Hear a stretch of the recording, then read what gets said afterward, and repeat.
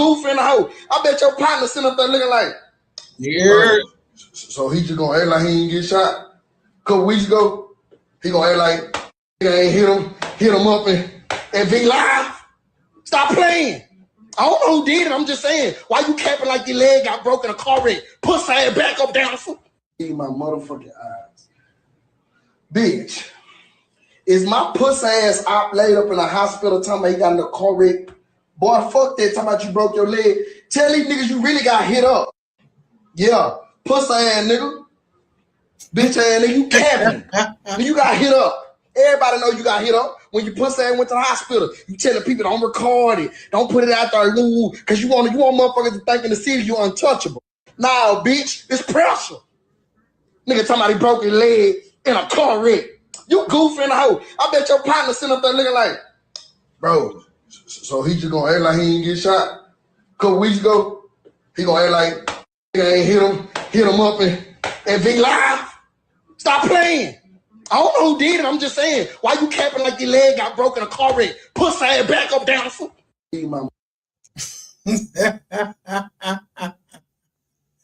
Yeah.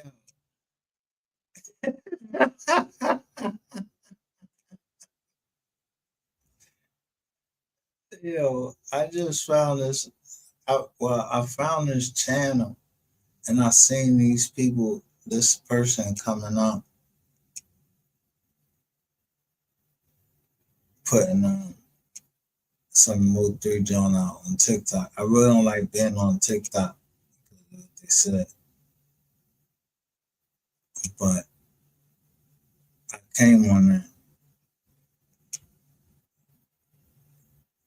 and I seen a couple joints that I like, but she got a lot of. If you see, she got a lot of stuff on here.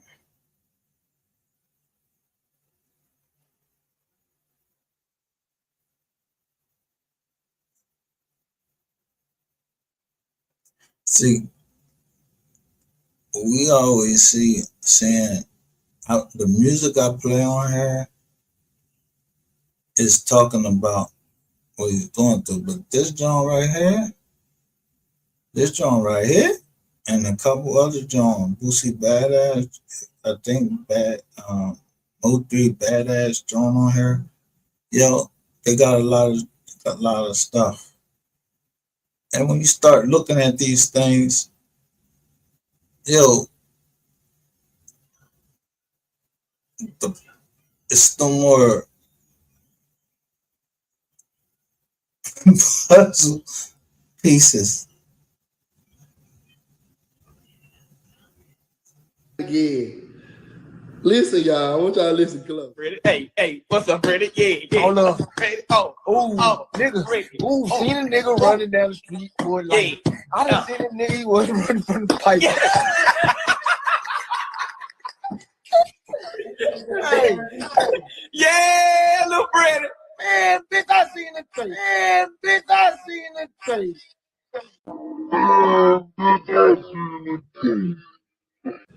Listen, y'all. I want y'all to listen close. What happened? Because, yo, although we doing stuff here, I don't know who be out in the bushes. I really just be focusing on the mom, but I don't know. There's other people out there other than, like, I see down here Miss Kitty. I see a couple other people come down here, and they about MO3, because I'm like, yo, we're all MO3 fans. Where they going? What they doing? They doing the work the mom said, and I'm on a different tip with this because I'm trying to get at the niggas that did it, and some other people just showing that it's a good side of him, and I want to show the good side of him. I want to drive out these fucking demons, like, and on some real shit, because This John evil down here. The TikTok is something is something different. So, but it's also a way to troll, and it's also a way for me to see,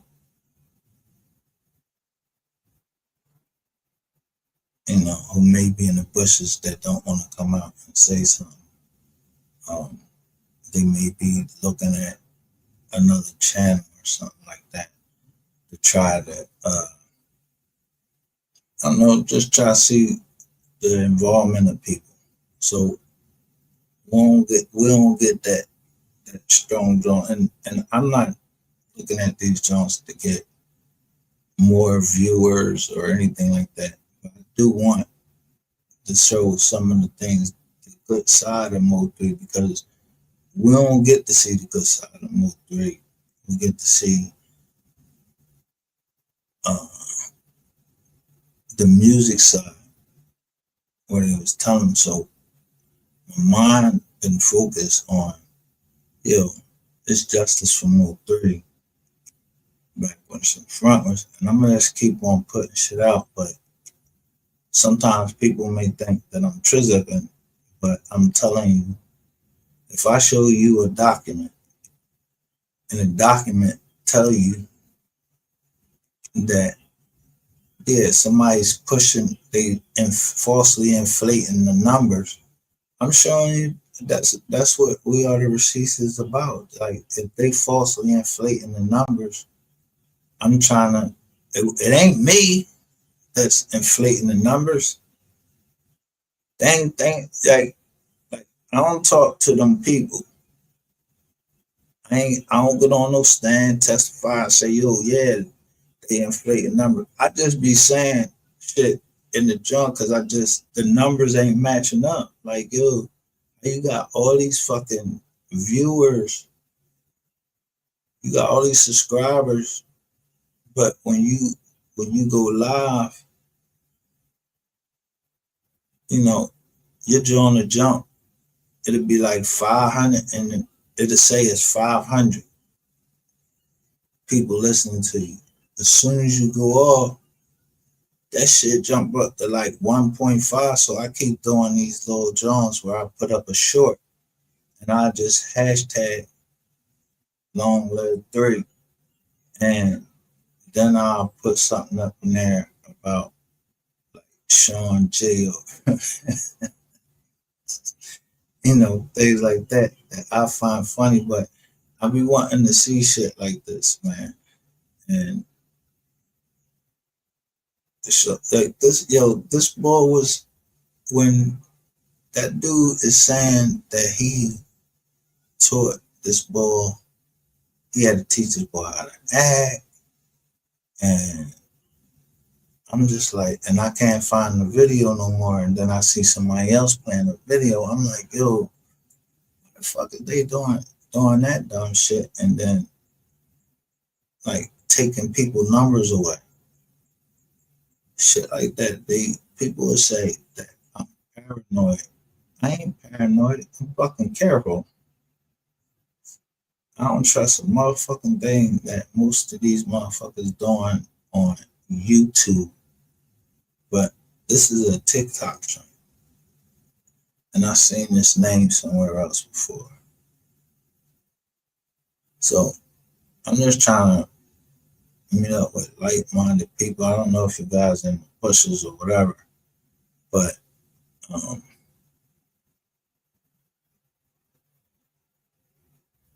if you hear me playing and I'm talking, just look.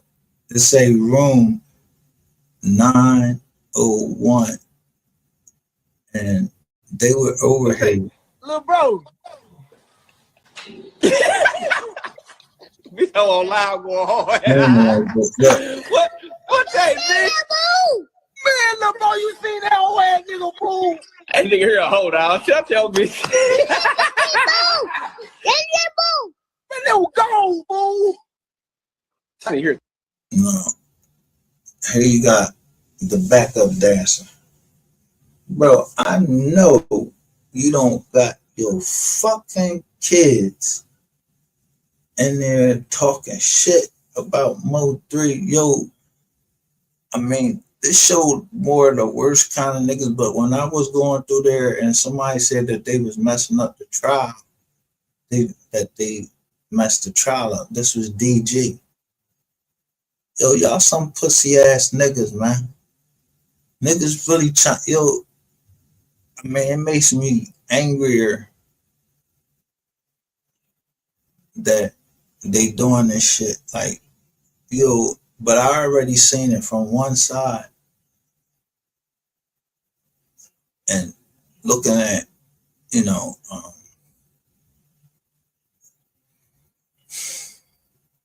the slowdown, looking at people like that, and then looking at paperwork. And the thing is, I don't like to look at these at paperwork because I'm starting to see things come together that I don't want to see because it's people starting to get hurt like this. The wizard ball, I don't know if this ball got killed. I don't know if the ball's still living. He on life support. So you really don't know how to. I don't even know the ball. I mean, it's still I'm still the same. Like, yo, I don't know nothing because I don't know nothing. I wasn't there. But then I seen Miss Lowdown saying something about they had marked Roy Lee case as a cold case. And I'm saying, hold up. Here, I think between the time that Roy Lee, Bubba, and MO3 passed away, now we up into like 6 years. So people can spend that any type of way that they want. And Rainwater, as long as he can concentrate on one aspect, like Facebook, and then have the MO3 sector concentrate on things like YouTube. And so if I don't put up no paperwork, you niggas is only coming over here because you want to see who telling so you can do what you gotta do. Let me change the direction of this and start showing what his mom said. She wanted the foundation was about showing the better side, just that good side, that laughing side, just personal things. Like, you know, just like personal videos of him where he said certain things that I can't find anymore because they're trying to scrub it from, or they think they can scrub it from the internet, but they can't. You can't scrub your internet, but it gives you an understanding of who's hacking your computer. If you ever have problems with your phone or your computer, you know who is messing with it. You know it ain't MO3. And so when I see stuff like this, I don't have to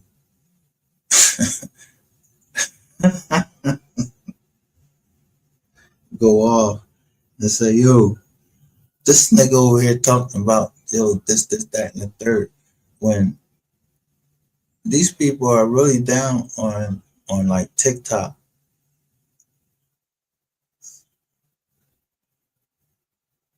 And so I see this long live mother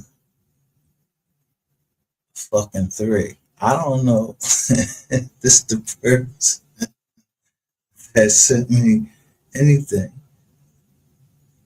I don't want to know you. So don't come down here and, you know what I mean?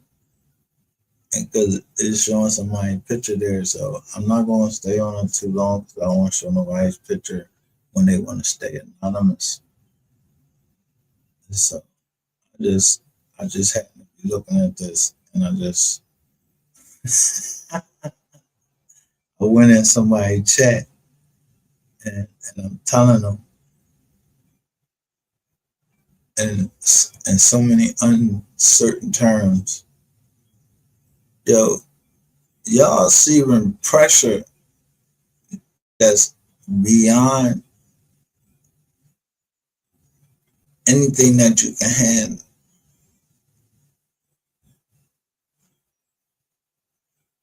Stop acting like, you know, Crazy. I ain't gonna even go stupid because I'll be on the toilet with my shit. I ain't gonna even do that. I don't even know. I'm lost. Bitch, what the? I'm Kermit the Frog. This is my team. Oh, I'm just saying my yak. What's up, Freddie? Hey, what's up, Freddie? Yeah. Hold up. Freddie. Ooh, nigga. Freddie. Ooh, seen a nigga running down the street, boy. Like, I done seen a nigga he was running from the fight. Seen a nigga running down the street, boy. Like, I done seen a nigga he was running from the fight.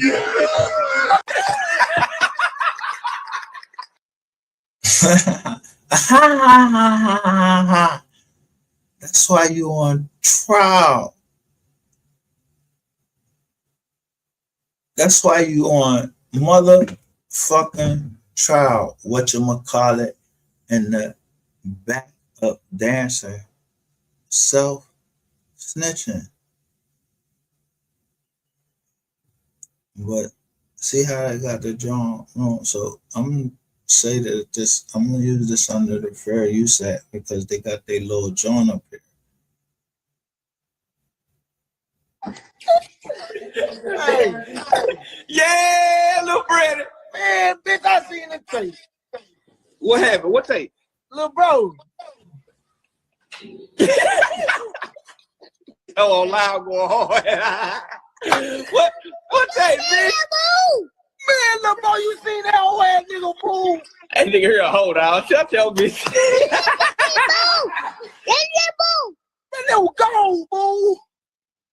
That nigga here crazy. I ain't gonna even go stupid because I'll be on the toilet with my shit. I ain't gonna even do that. I don't even know. I'm lost. Bitch, what the? I'm Kermit the Frog. This is my team. Oh, I'm just saying my yak. When you see yellow, you say Freddie. When you say Brother Freddie, he made us feel like he had something to do with it. They went extra hard on that. Damn. Like straight up, they went extra hard on that. Let's figure out what's going on. If nobody would have knew, they would just sit there and say, man, it was just a random nigga or baby daddy or something. Nobody would have knew what was going on until he started.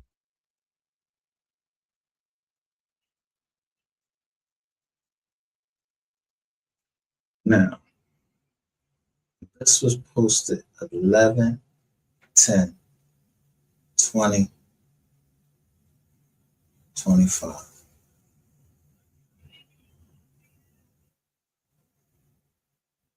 So there's people out here, yo, there's other people out here on different platforms getting this word out. Because sometimes you be feeling weary and you get tired.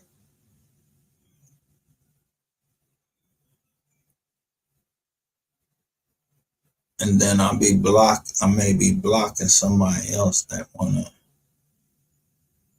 that's trying to put their stuff out, but look how short they don't be 3 or 4 and they get these views. And I'm really not in it for the views or any of that. But I'm trying to wonder like how this shit right here got on some real shit. Like I didn't put this right here. And I'm like, yo, who put this right here? Because I don't know how to do this. It's not irritating. I mean, it's all right. But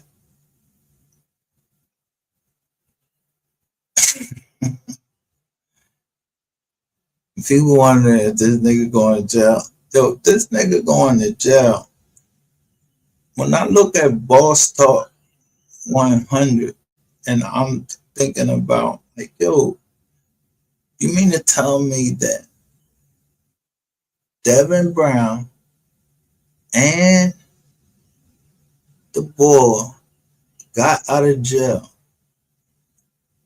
and they ain't point out, who, if I don't know who B is, I don't know who he is. On some real shit. I just know that when I was reading that paperwork, who came over. So they went back, y'all went back and made a plan. But I guess you thought y'all was going,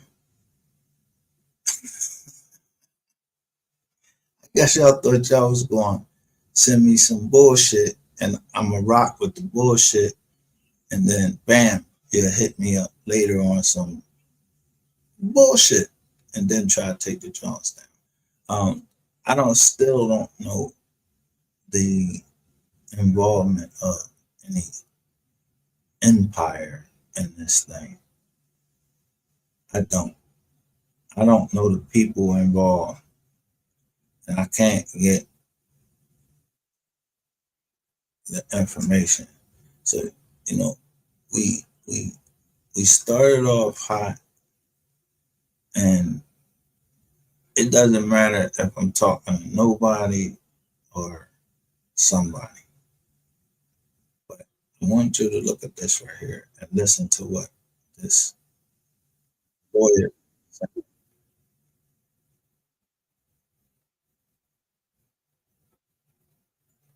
about Google. But shit is changing. The legal landscape is changing. Some people want to see certain things on, happen. They want to see the courts doing some work. But I be looking at the court stuff and trying to explain it to some people, they might not understand it. So I'm gonna just, like I try to let the lawyers. So I want y'all to listen to this. Let me share my screen with you. And it goes with the title, said what the court just ruled about Google searches that might affect you.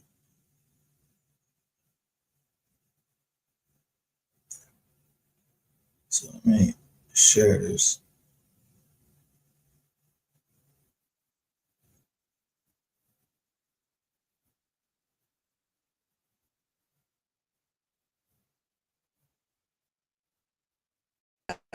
And whether that can connect them to a crime at all. And so Kevin, who's a good friend of the show, sent me a note last night. So Steve, check out the story from Pennsylvania, where Pennsylvania's Supreme Court allows authorities to access your search history without a warrant. Google's fine print may cost you your Fourth Amendment rights. This is written by Kevin Okemwa for WindowsCentral.com.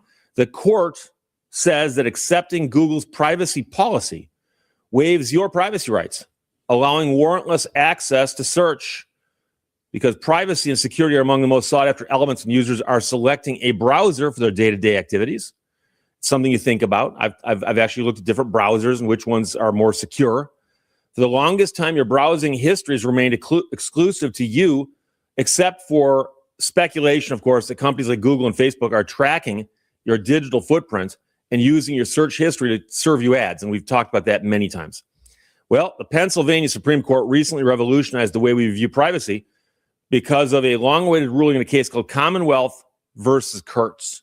And so to understand the case, you have to know that there was a brutal assault. No question, there was a crime committed. And the police were trying to figure out who attacked this person. So in the pleadings, they addressed the person by their initials.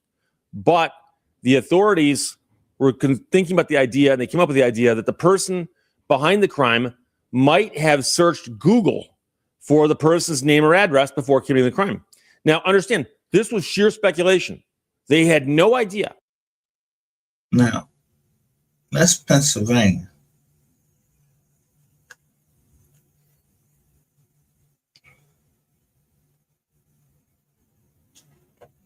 So let's say you're using a VPN and you put it in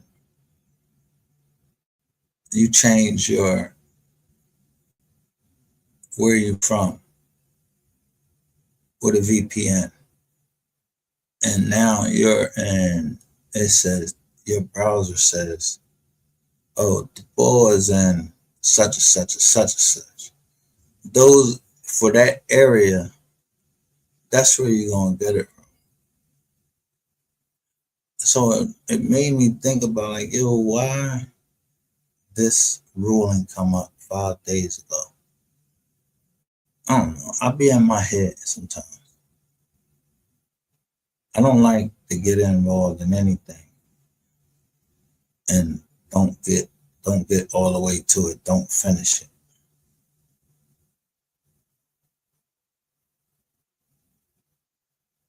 But I do. I don't want to show any. When I tell you, I don't want to show any more of the receipts from that case, MO3 case, because I don't want to mess it up. No one's told me to stop, but Jokers is getting murked, and I'm not trying to be a part of that. Because I know I did say it loud. Well, let me look and see who this person is. When somebody comes down into the chat and say, hey, did you hear about so-and-so and so on? That could be a trap for me. Because I don't know who those people are. It could be a trap for me. I don't want to know who's in the chat. I don't want to know who you are. So I just keep going over old stuff because I'm trying to show you that some of these things I was saying a year ago, and when Miss Kitty came over and say, hey, you know the stuff from 2023. A lot of things happened in 2023. A lot of things. So matching these dates up, some people forget the dates, and then I gotta bring up the document and show you what happened on that date. And I get tired of doing that part because I gotta find the document, and people have seen it, the document before, so they're using it to their advantage.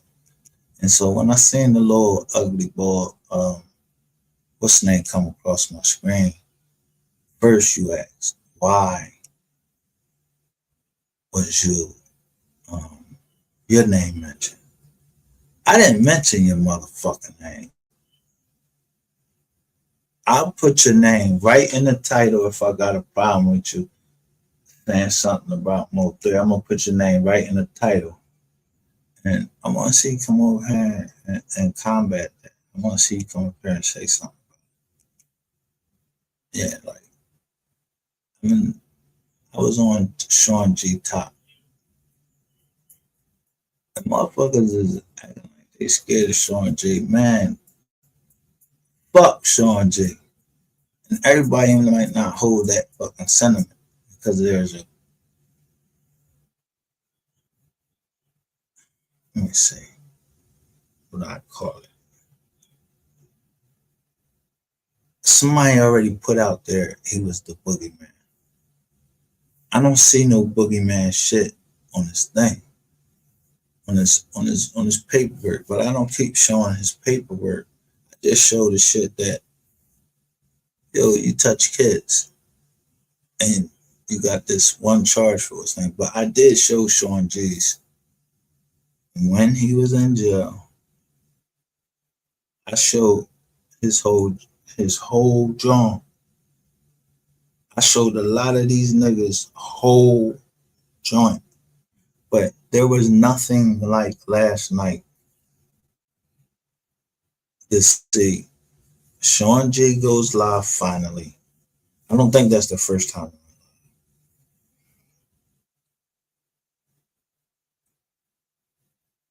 But some of these things come up in my recommended, and I heard Sin City saying certain things were coming up in her recommended, saying she never heard of these things. And it's possible that they can. everybody's not seeing this part about MO3 or saying that part about MO3, or they're not getting notifications for the receipts because we have problems. Because I have a problem with the whole MO3 sector. You even using your name as the MO3 sector, I think it's very distasteful and it's very disrespectful. And at times, I wonder, like, was any of that money going to the family? That's the one thing I don't want to do, is mess up the family getting that money. But Rainwater coming out saying he just got a $500,000 payment when you was begging the court to lock up Freddie. Not Freddie, what's this boy name? Yella Beezy. You was begging, you had your attorney wanting to lock the boy up for contempt of court because you was starving. You was a starving nigga.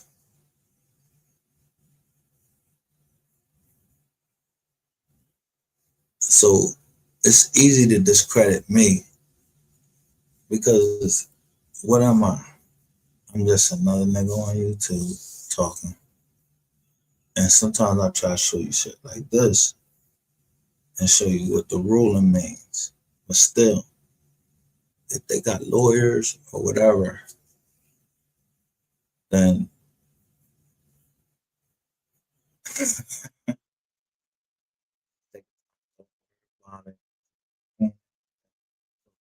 a lawyer. And he's talking about Google. And I've been showing you, Google been having problems lately. And I've been telling you, Google is a publicly traded company. There's rulings coming down in the court, even the court right here, the state court. Somebody could have been trying to set me up, but I'm gonna play this right here. And I'm gonna show you how I look at the law. And I want you to be aware of everything you see in this man's background. I always tell y'all, I'll be looking at the background.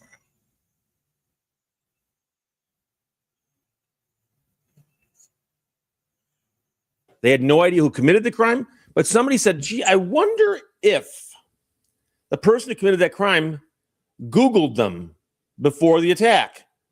And so the court says in its ruling now that the authorities were within their rights to access a potential offender's search history without a warrant. The court argued that everyone using these services knows they're being watched anyway, but they didn't serve a warrant and say, we're going to look up this guy's search history. They served it on Google and said, give us the information on anyone who searched for personal data on the victim in the time leading up to crime. And Google came back and said there's one person. And it turns out that when they got the DNA from that one person, it matched DNA from the crime scene. And so they think they got the right person, but they got it by, again, searching random search histories on Google. And again, they had no evidence and nothing else except, I wonder if they did that search. I bet they did. So according to the court, it is common knowledge that websites, internet-based applications, and internet service providers collect and then sell user data. Consequently, the authorities obtained a reverse keyword search warrant, which allowed them to ask Google to hand over the IP address of any user who Googled the name or address of the victim leading up to the commission of the crime. The software giant complied and released the information, highlighting the exact IP address that had been used to conduct 2 searches for the victim's address just hours before the attack. So some people are going to say, but Steve, they caught the guy. That's good. Yeah, it is good. It is good. I'm just concerned about the after effects of a ruling so broadly stating that, well, you consented to give this one entity your information, therefore you've waived it with respect to everybody, including the government. That, to me, is the problem. So the IP address was traced back to the residence of the defendant. The authorities had not suspected the man of any connection to the story, but they started to watch him closely and then obtained a DNA sample that was traced back to the crime scene. And they got that, believe it or not, from a discarded cigarette butt. And I've heard of that before also. So it's amazing how often that happens. So the loophole buried in legal fine print might have been used to bring a criminal to justice and conclude the case. It still raises critical privacy concerns. But the justice has argued that Google's privacy policy constitutes consent. In the case before us, Google went beyond subtle indicators. Google expressly informed its users that one should not expect any privacy when using its services. Now, that is a concern. Except that Google, they tell you you can turn off your web activity and all of that to see, they got ways that you can turn off certain Google stuff. So people are like me taking screenshots. I mostly take shots. Like, I see you on Google, and you shouldn't expect any privacy because I'm taking a picture, or you was on Google, got privacy settings.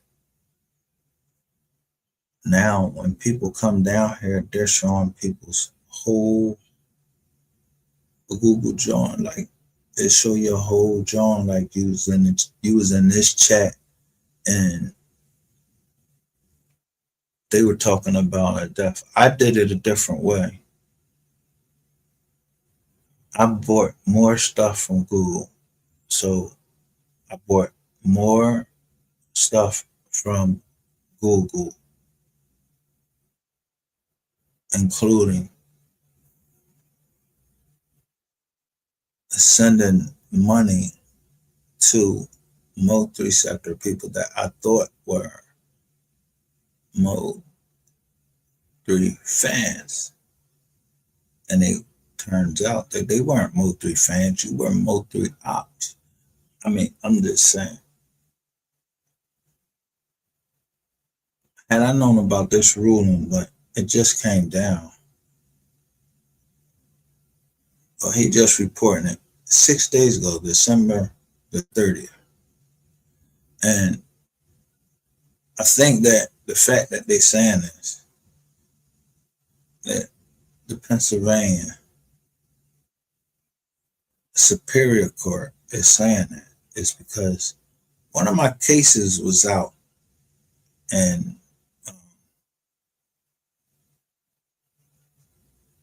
I was doing Google searches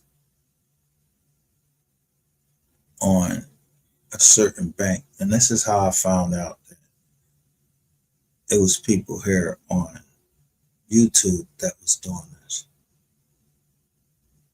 So that means that you were doing it. Now, although this ruling comes down to privacy amongst the Commonwealth of Pennsylvania. In one sense, it could be bad. In the other sense, it's a good thing, because if I'm searching into the murder of somebody that's in another state, I'm not searching because I did it. I'm searching because I'm trying to see who you niggas is. You Negroes. I mean, and that's as simple as I can put this case. But lately, there's been, you see this right here? Look. He built a privacy tool. Now he's going to prison. See what it brings up?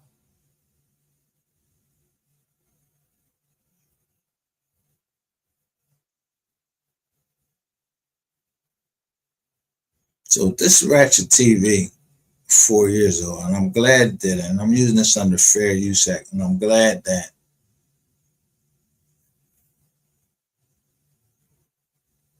right here in the corner, you see right here in the corner? And then you see all these mics behind him. But this specific one right here, next to this yellow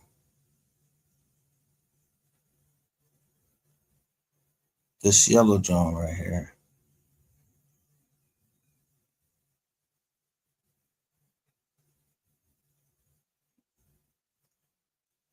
It gives you hope. Something made me feel like, yo, this mic is being tapped. And it say blue on it. And he got a mic right over there that says blue on it. So this is a lawyer out of West Virginia. He has a mic over there and it say blue on there.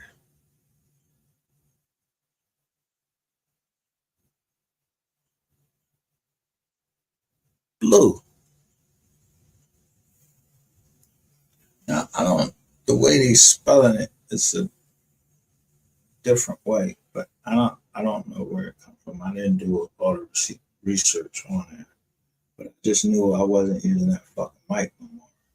I had to go get me a mic. I was staying up all night because I'm like, yo, this, like, how the fuck is these motherfuckers getting into shit? But I knew it had something to do with the mic.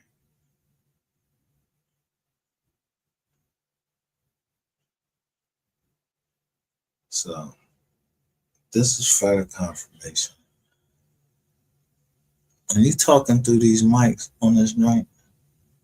So I call them operation, and I'm looking at the cutter, like I look at things different. And people might think I'm strange. I'm not strange. Like, I just was with my daughter. She was like, Dad, you be paranoid about certain things. I'm like, no, I don't be paranoid. I be careful. She's like, but the way you be saying things, this is, my kids aren't on here. I don't want them hearing this stuff. But they say the way I'm saying things, it sounds like I'm paranoid. I hate when people use the word paranoid. Do y'all think that MO3 was paranoid? I want to know if anybody come down here and say that MO3 was paranoid. I seen a comment that said MO3, when I was saying something about MO3, I was showing you some of the comments. And those comments, they rubbed me one way and they rubbed me another way in one sense, because I don't know how the person means it. When unless you come right out and say it. See, niggas they be chicken shit and be having chicken hearts. You scared to say what the fuck you feel. Or that people can explain away, oh, well, I live down here. I can't say it. Miss Kelly, she lives down there. She say what she has to fucking say down there. I can understand the older generation being a little hesitant to say it just because they don't need the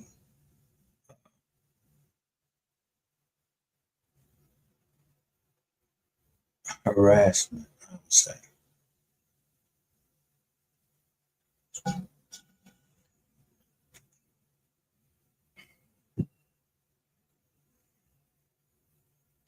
So sometimes I'll be looking at stuff and I'll look on like Instagram, and I'm looking and seeing who's following, who's liking what. Just like I feel like people are doing the same thing to me, that they're seeing what I'm liking.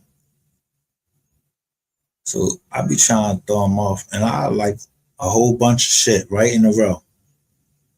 Even if I don't like it, I might just like it just so people just don't know what I like. And it might not have anything to do with MO3. And that whole time they're trying to build a profile of you. But I think by now, Form the foundation and basis of the court's argument no, that users had already signed away their Fourth Amendment rights by agreeing to comply with Google's privacy policies. So you've agreed to let them use your information. Therefore, it's fair game for anybody. So the court argued that users could avoid creating data trails by choosing not to interact with the internet. So that's the only alternative that you got. That we can stop acting with the internet, which is supposed to be the worldwide internet.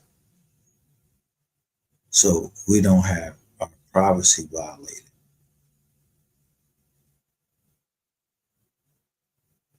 And the way it seemed like it's something for YouTube, it's a win for YouTube. And then it would shut down anything that somebody might have thought that I was going to sue on.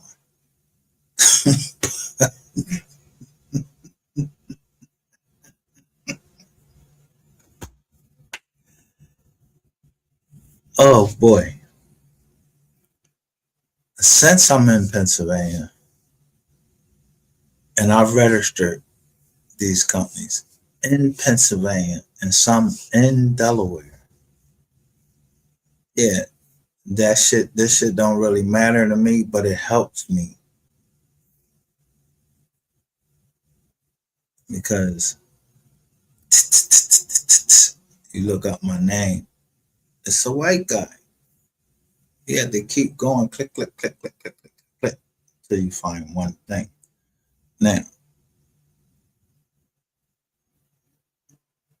I didn't read the case, and I'm interested to see if Google has partnerships with any of these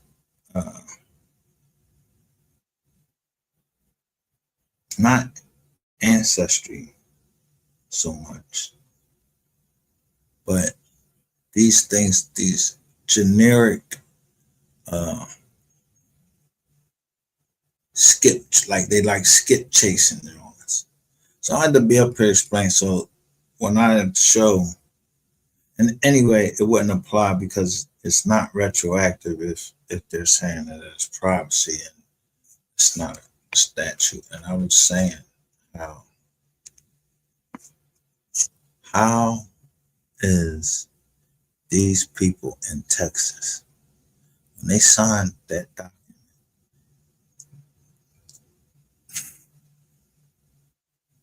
plead guilty, why are you signing away 5 USC 558? And then Texas must have already had the law, or the feds, or no, Texas, because Texas was already doing this. So it must mean that, yeah, it's not that big of a deal because it has something to do with a criminal case. So when I'm reading these things, some of the things I wasn't understanding about the Google part, and I was like, damn, I hope somebody wasn't using somebody else's name on Google. But this is strictly for Google. What about Facebook? Why in the document that we showed last night, where these people actually, these cops actually wrote up a warrant, an affidavit for a warrant based on an anonymous tip that somebody had a Facebook account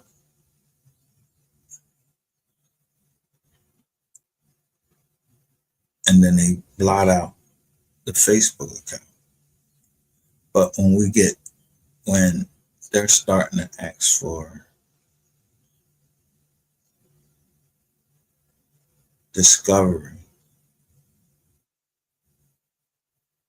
they're asking for Google.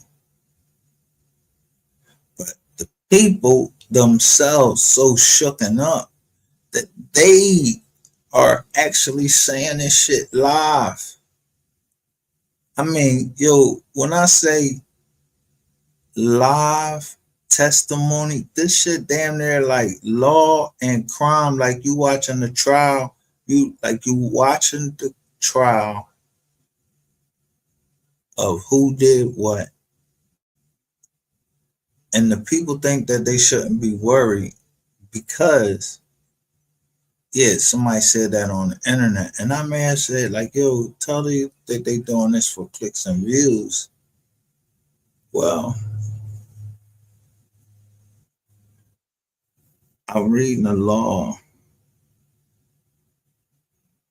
and I'm thinking about Miss Lowdown saying, yeah, this case is definitely going federal. And I agree with her. But I'm saying it's going federal because of the wire fraud.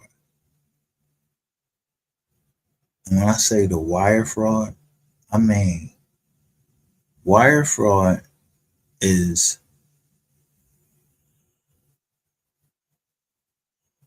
not just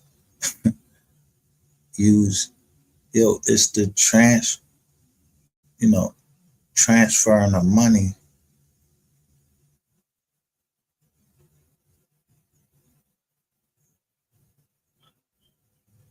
but it has to do with something with a scheme for it to be wire fraud.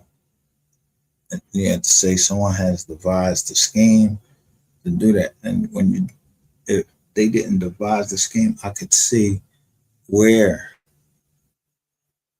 the defense is trying to go. Why they asking for Google to send them the user information, the music they was playing. That's the one thing that got me like, why would you be asking what music they was playing?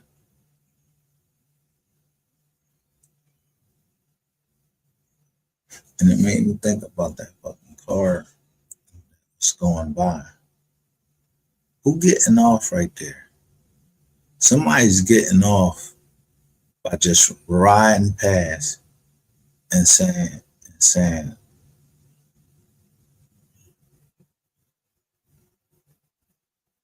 RIP MO3, but you can see the tags down there. I keep having to hone in on those tags. Look all around the car to see what type of car it is. Then try to match the car up with some other place. But luckily for them to slow down, she was saying phones and all these other things. So I said to say,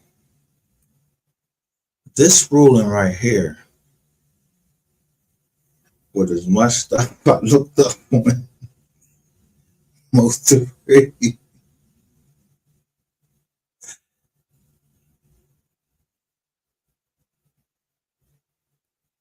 they're going to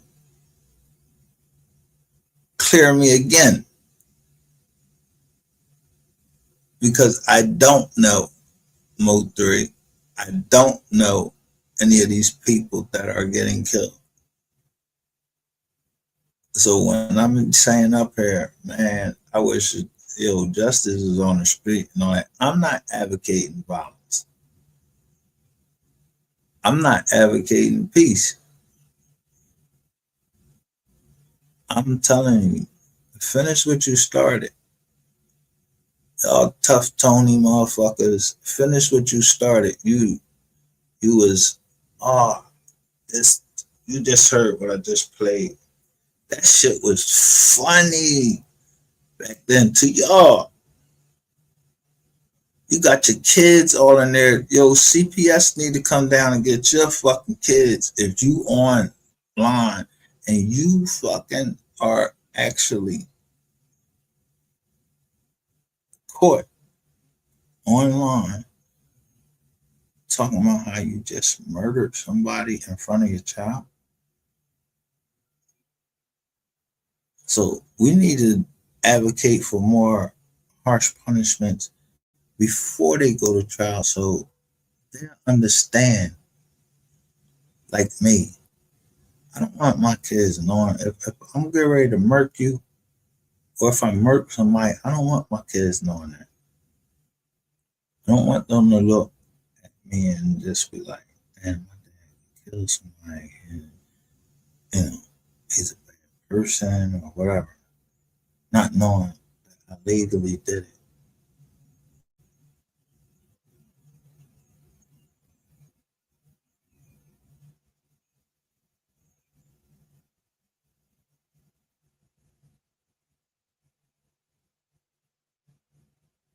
And then and have rainwater say going off on somebody because they endorsed,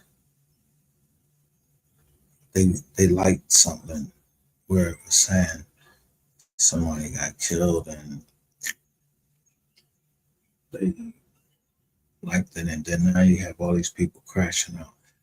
To tell you the truth, I don't care if you had to go to a mental institution, but I don't want to see none of these young brothers going to.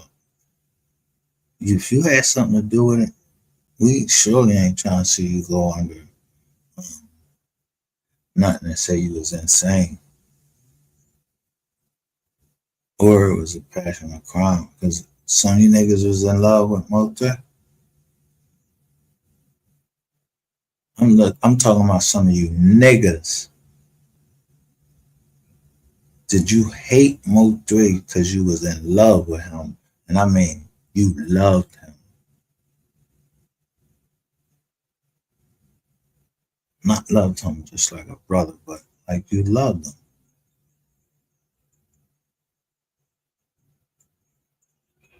Because who wanted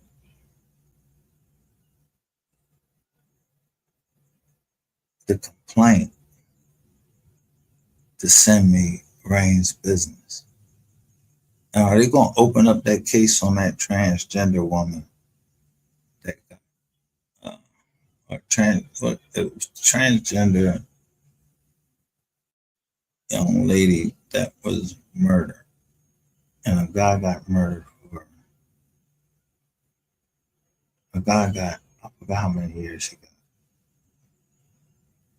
but the family impact statement didn't seem to bother him at all, and I don't think the judge was really moved by it. So, now these jokers are getting years for murder instead of like up here, is getting LWOP. LWOP is life without parole. Why they in Texas, which used to kill, y'all was known for killing people. Known. Like the Fed wasn't no long years of all of these pills that you're gonna put in or nothing. No, you did this. Oh, you killed the boy. All right, we got enough evidence. Yeah, you died with like 5 years. And I know that, cooperation gets you some time off, but I don't think that should get you no time off for a body.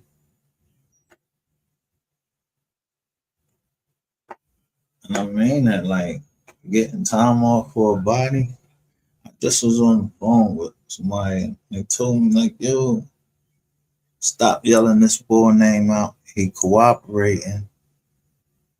And I call him my homie. He's still my homie, but I'm not going to talk about him anymore. I didn't know. Yeah, that some of this is happening because it's coming out of Philly. Yeah, some of this shit is coming from Philly. You just got the wrong person.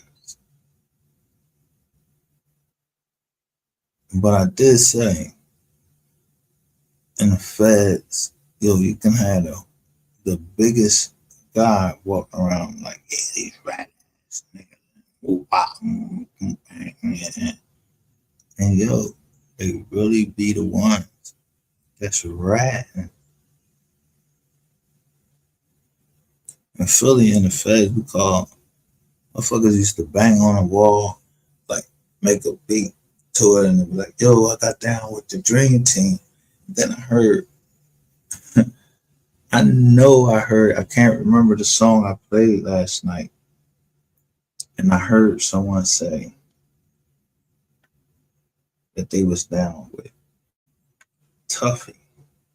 I believe I heard them saying something about Tuffy.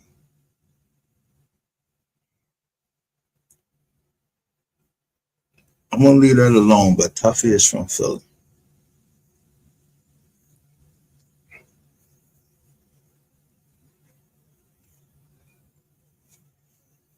And when I say I don't mess with the Rolls and Noses, I don't mess with no Rolls and Noses.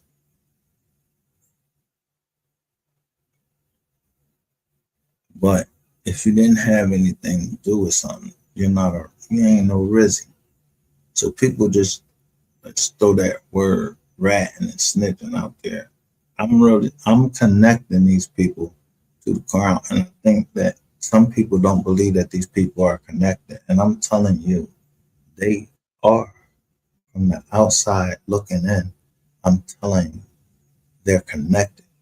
This wasn't just about killing MO3.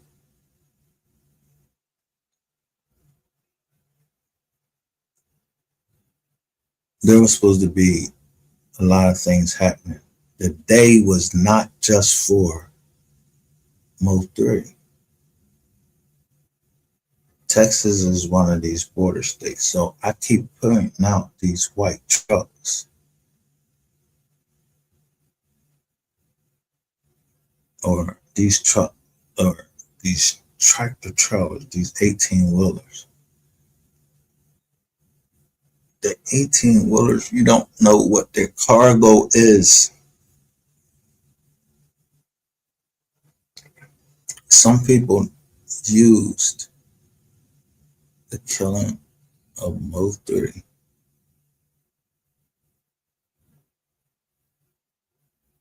to move children. And I can't make this up. I wouldn't say it if I didn't know it. Some people involved in the death of MO3. That if you listen to MO3, those girls, they said that he loved the little kids like he loved kids. Like not love them like I want to hug on them. No, he loved kids. There's everybody just, I mean, you would think that most people love kids. Not that they want to get in the bed fucking with them, but that they love kids. So in my mind, that's all I can think about is saving the children, not having the kids, MO3's kids, being burnt out of their money. But when you talk about $10 million budget, MO3 had been rapping, and it makes more sense now. MO3 had been talking about Siobhan Rand. I could not understand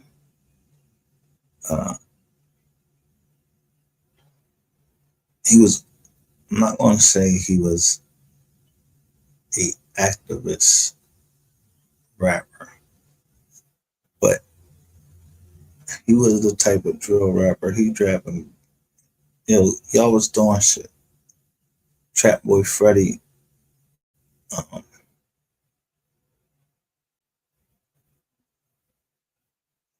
Trap Boy Freddy, and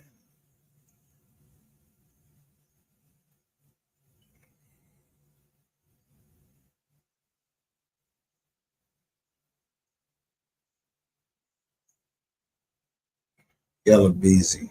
I'm gonna call him whatchamacallit. I don't want to call him full name. I'm not giving these people problem. I'm gonna call him a backup dancer and whatchamacallit.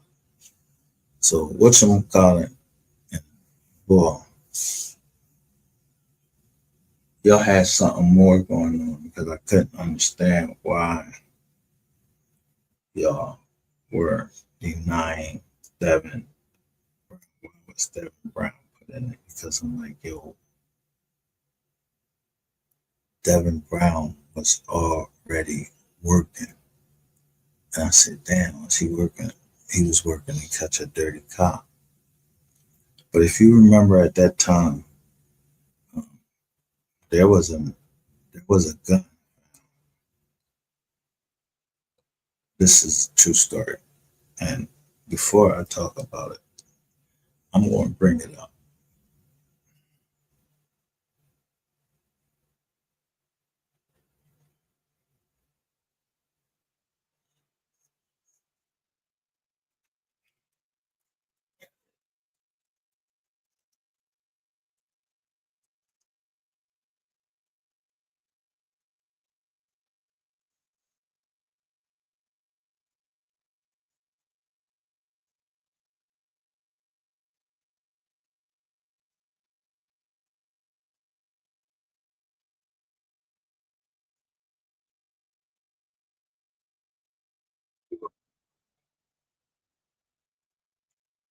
Use this unfair, you say. I'd rather look at it right here.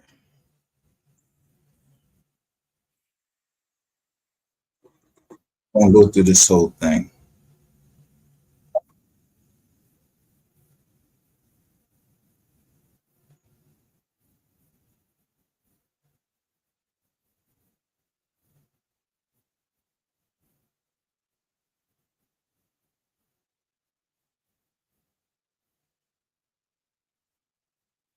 And hundreds of others in Mexico. Without any congressional notification, let alone approval or oversight, the Justice Department created a program that they probably believed would help solve the problem of interdicting guns and drugs. The ill-conceived concept was supposed to lead U.S. and Mexican authorities to the criminal drug cartels who would.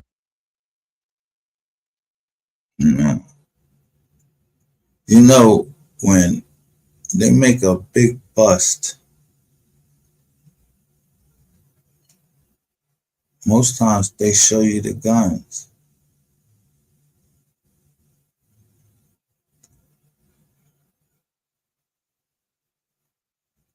This is the ATF.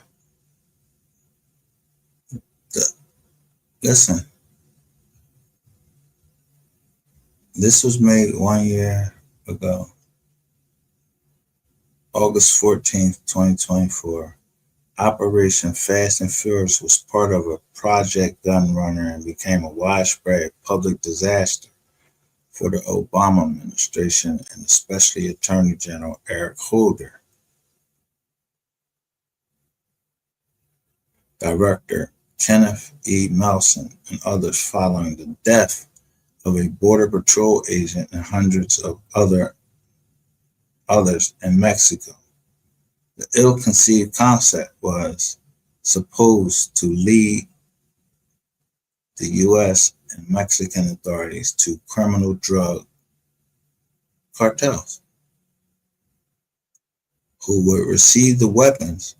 But what really happened, written and hosted by Colin D. Heaton. Forgotten History is a 10th Legion picture production.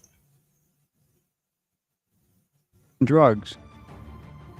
The ill-conceived concept was supposed to lead U.S. and Mexican authorities to the criminal drug cartels who had received these weapons. But what really happened? How was Operation Fast and Furious implemented? Who authorized it? Who conducted the operation? Was it illegal? Who, if anyone, was held accountable? Illegal. Who, if anyone,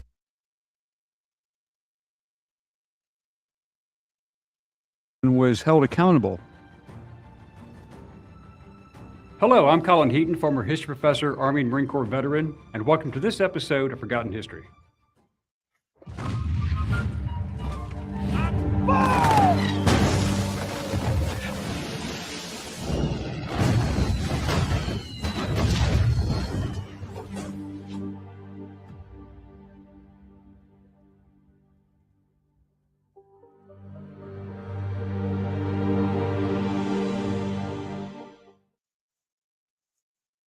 A meeting was held at the Department of Justice in Washington, D.C. on October 26, 2009, where Assistant Attorney General Lanny A. Brewer, Deputy Attorney General David W. Ogden, Acting ATF Director Kenneth E. Melson, Drug Enforcement Administration Administrator Michelle Leonhardt, Director of the Federal Bureau of Investigation Robert Mueller, and the top federal prosecutors in the southwestern bordering states attended.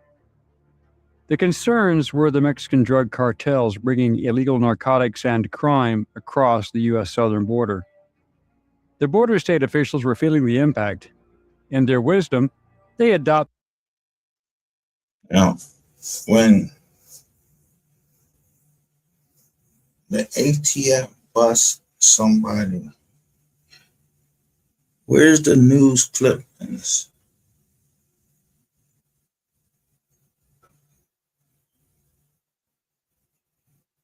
I couldn't find any of when they showed that they busted Trap Boy Freddy and them. Why not? Look at the guns that they got. They show the ammunition. You see how they tag? Bar, boom, bam. Man, boom. Adopted a tactic to identify and eliminate entire arms trafficking networks rather than low-level buyers. Those attending this meeting apparently did not suggest using the gun-walking tactic, but Phoenix ATF supervisors would soon use it in an attempt to achieve the desired goals. The strategy focused on identifying and eliminating the pipelines that moved the weapons. The goal was to bring down the trafficking network, not just the people on the lowest rung. The next day in Phoenix, the plan was given to Bill Newell, the 20-year veteran and head of ATF's Phoenix office. However, the ATF at Arizona had already been using this policy for at least 7 months, without any congressional approval, long before the federal officials approved the plan. The reasoning was that an arrest of a straw purchaser, which is someone who can legally buy a gun and to sell it to someone who cannot, would not get ATF the bigger fish. The buyer would get a light punishment, if any, and the cartel could just find another buyer. But not immediately arresting the straw buyers, the agents could follow them and their associates, wiretapping conversations, and possibly charge them with serious crimes such as conspiracy, drug trafficking, and money laundering. Under ATF rules, the program was allowed, supported by U.S. Attorney Dennis K. Burke in Phoenix, and had been approved and funded by a task force at the Justice Department, although this later would be denied. The following month in November 2009, Mule's agents in Group 7, one of the squads in the office, began following a particularly busy suspected gun trafficker. In 24 days, he bought 34 firearms. The next month, the man and his associates bought 212 more. The ATF had been following over 24 suspected straw purchasers, and the major common denominator was that they were taking the weapons and storing them at an auto repair shop. Those working there were also active in street racing as a hobby, hence the nickname Fast and Furious being attached to the operation. The operational method was tracking and surveillance of suspected straw buyers, seeing where the guns went, who they were given to, but agents were not to interdict, question, or arrest anyone. Most of the ATF agents were rather unhappy with these instructions, as they knew where the weapons were eventually going. The undercover agents tracking the buyers and weapons found themselves in a moral dilemma. For example, ATF agent John Dodson, a 7-year veteran of the ATF, was with 18-year veteran agent Alindo Casa, and they observed a suspected trafficker. He bought 10 semi-automatic rifles from a Phoenix gun store and followed him to the house of another suspected trafficker. When they radioed the event in order to effect an arrest, they were ordered to allow the guns to go, no arrest or interference. The agents were bewildered. They would watch this same method of operation continue continuously for over a year, where they could do absolutely nothing. We were all sick to death when we realized what was going on, Casa later testified. Arguments ended in screaming and threats by supervisors. Many weapons ended up in the hands of the Sinaloa drug cartel and others. Such was the method of Operation Fast and Furious, which was called gun walking. The logic was that each weapon was recorded by serial number and a ballistics test for later identification. And each weapon was also fitted with a small GPS tracking unit initially installed by the El Paso Intelligence Center, later purchased at a local electronics shop by... You hear that? They was tracking the guns. Tracking the guns. GPS tracking the guns.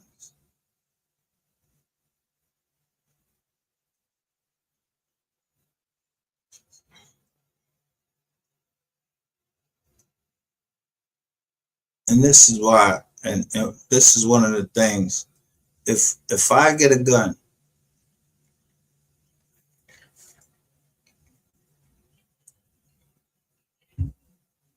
and I think I can almost certainly connect why we're getting what we're getting and the progress we're getting, because there was something else bigger going on that we didn't see, because at some point the guns that GRC had, when I was reading that thing, the military, they had military weapons.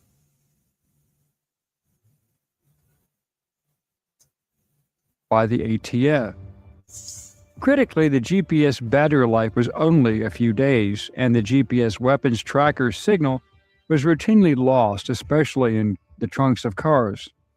This lack of technical sophistication and failure of GPS as a tracker were the major reasons for Fast and Furious's failure as an ATF operation. And it was not just the GPS tracker power failures. Many of the guns were inspected by the criminals themselves, and the trackers were found. By the time the operation was terminated, over 2,000 weapons of all varieties, such as AK-47 variants, AR-15s, many handguns, and even Barrett 50 caliber sniper rifles. Damn. Morale within the ATF was apparently quite low as a result, since many of the agents had been sent in from outside Phoenix and were working together for the first time under David Voth, a Marine Corps veteran and new supervisor sent in from Minnesota. The agents' outrage overrode any sense of loyalty to their bosses. The agents involved had their hands tied and could not get involved in stopping the guns flowing south, and many openly discussed their reservations as to what damage may be done as a result. The agents in downtown Phoenix clashed with Voth and the agent running the case, Hope McAllister, who they felt ignored their concerns. However, Voth struck back at the open dissent and lack of enthusiasm, and in a March 2010 email, he wrote, "I will be damned if this case is going to suffer due to petty arguing, rumors, or other adolescent behavior. I don't know what all the issues are, but we are all adults and we're all professionals, and we have an exciting opportunity to use the biggest tool in our law enforcement toolbox. If you don't think this is fun, you are in the wrong line of work. Period." Their problems were not isolated to the ATF in Arizona. Across the border, ATF agents stationed in Mexico were also concerned, such as Darren Gill, the ATF attaché to Mexico, and his deputy, Carlos Canino, who were alarmed by the large number of weapons being recovered at bloody crime scenes throughout Mexico and being traced back to Phoenix. The rising violence in Mexico due to the guns being in the hands of the cartels was a serious wake-up call. Gill himself was frustrated as the weapons collected at crime scenes were traced back to the operation. "Hey, when are they going to shut this, to put it bluntly, damned investigation down?" Gill recalled yelling at his boss. "We're getting hurt down here." In May 2010, Dodson asked his supervisors whether they were prepared to attend the funeral of a slain agent or officer after he or she was killed with one of those straw-purchased firearms. Dodson later told a congressional committee that Voth responded to the complaints by saying, "If you are going to make an omelet, you need to scramble some eggs." Voth denied making that statement or that Dodson raised the possibility of slain agents, said a law enforcement official involved in the case who has been instructed by his superiors not to talk to the media about the case. The official also described both Voth and McAllister as hardworking and conscientious agents.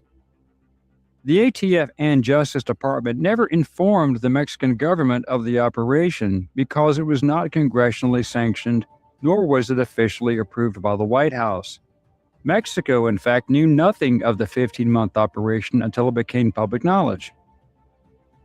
However, tragedy did eventually strike when, late on the evening of December 14, 2010, U.S. Border Patrol agent and former Marine Brian Terry and other officers were patrolling Peck Canyon in the Arizona desert about 11 miles inside the Mexican border.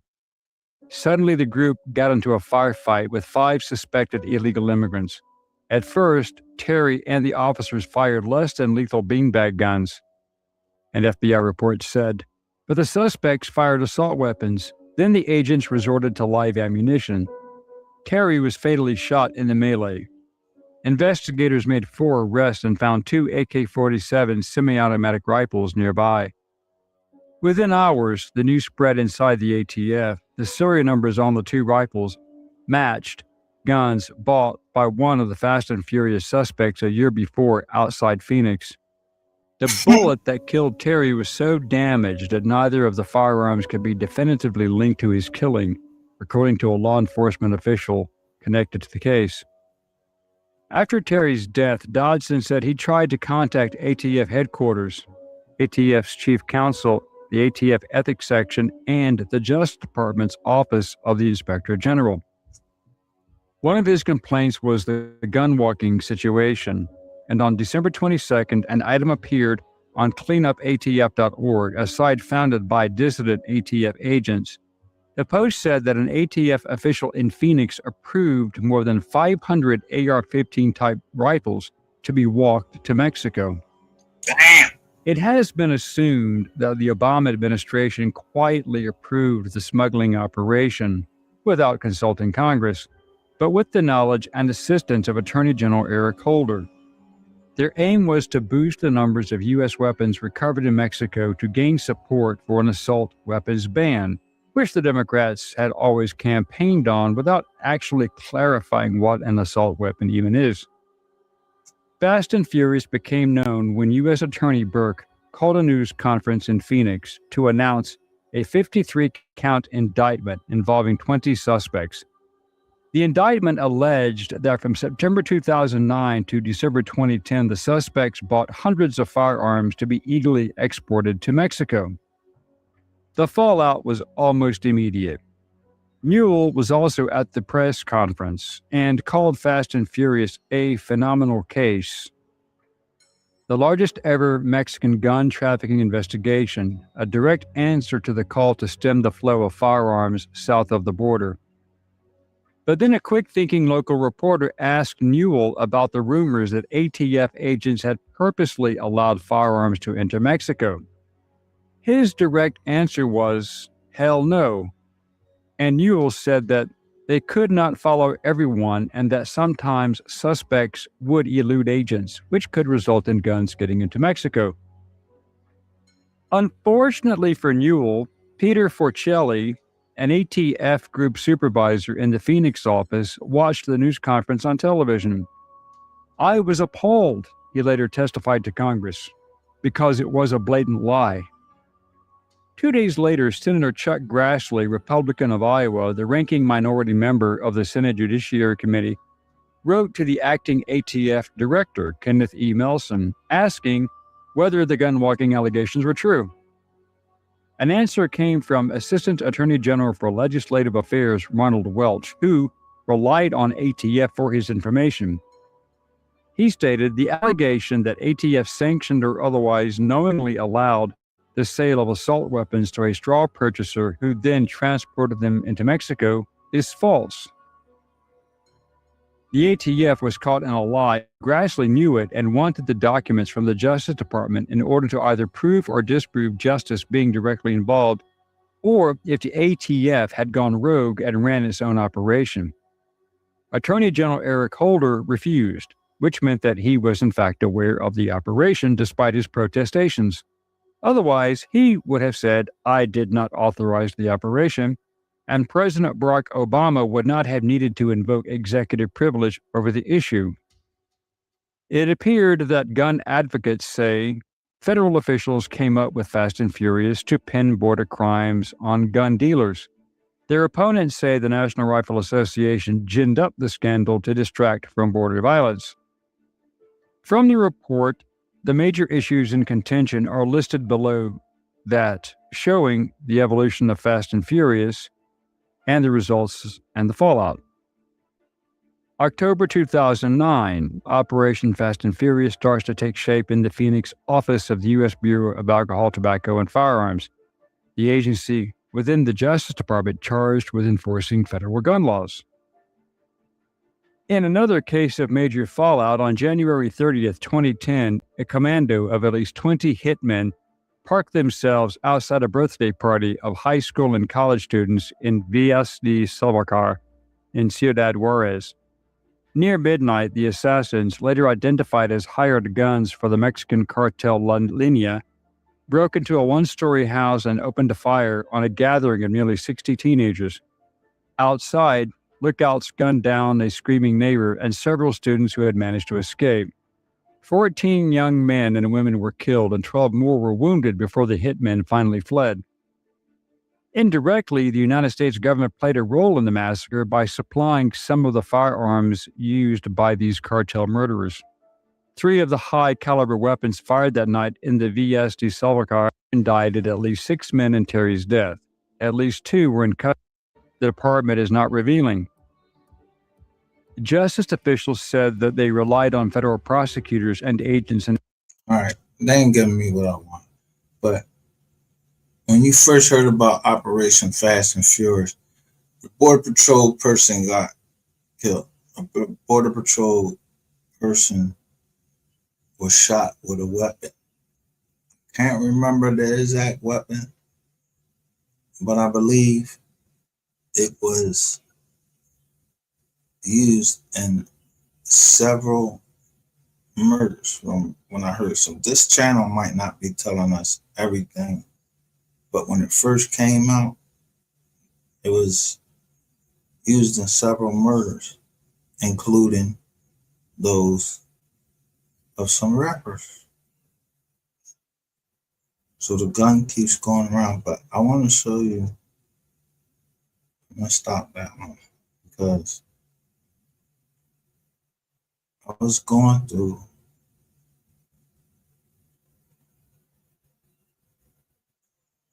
this. I didn't go through it all. And I don't know if I showed you guys but remember I said about Charleston White and the government believing him one time. What's the problem?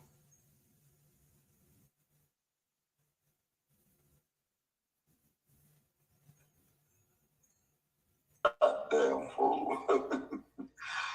Nigga, you call right now. Nigga, I did that. Me and This is something fair use. Where you at on another line? Nah, he just got off the line. Oh, okay. That nigga said, nigga, I'm mad at Charles. I said, what up? This nigga here done sent $600 over here, and he thinking that that's gonna do it. Nigga, I end up spending $2,200.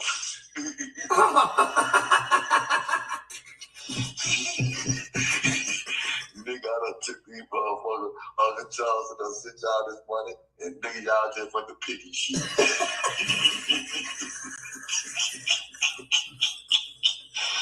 Boy, I wasn't laughing. Say, boy, them kids got some expensive taste, boy. I ain't bullshit. Man, yeah, boy, I was laughing so goddamn hard. That nigga said that. Nigga said, man, this nigga done played Uncle Charles and done sent this motherfucking party to him. And nigga, nigga, they would want everything. Well, dang, this don't cost $400. And nigga, he looked up, he said, God damn.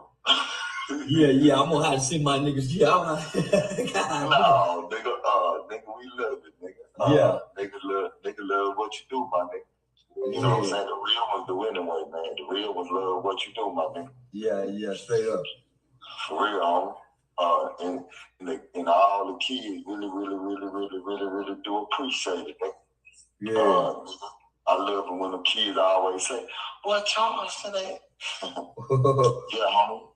Yeah, they don't love you for a reason. They love you just because of what you know what I'm saying, the passion that you show, my nigga. Yeah. Why, yeah, man. So that's why I tell niggas all the time, man. I said, man, it's the passion, man. Look at, man, they got that shit. Yeah, homie, that's why I'm mad at them niggas, homie. Them niggas knew we were going back up to that school, homie. They called about everything else.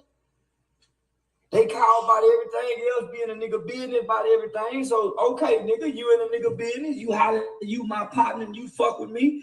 Okay, nigga, this what I do. So, nigga, don't come along with me. Nigga, y'all call me up, homie. You and them niggas in the studio called me because them feds came and got them niggas in Dallas, so they got scared and said, we want to work with kids. So, nigga, we take them now. So, nigga, if you go to talk with kids, nigga, say what you gonna do.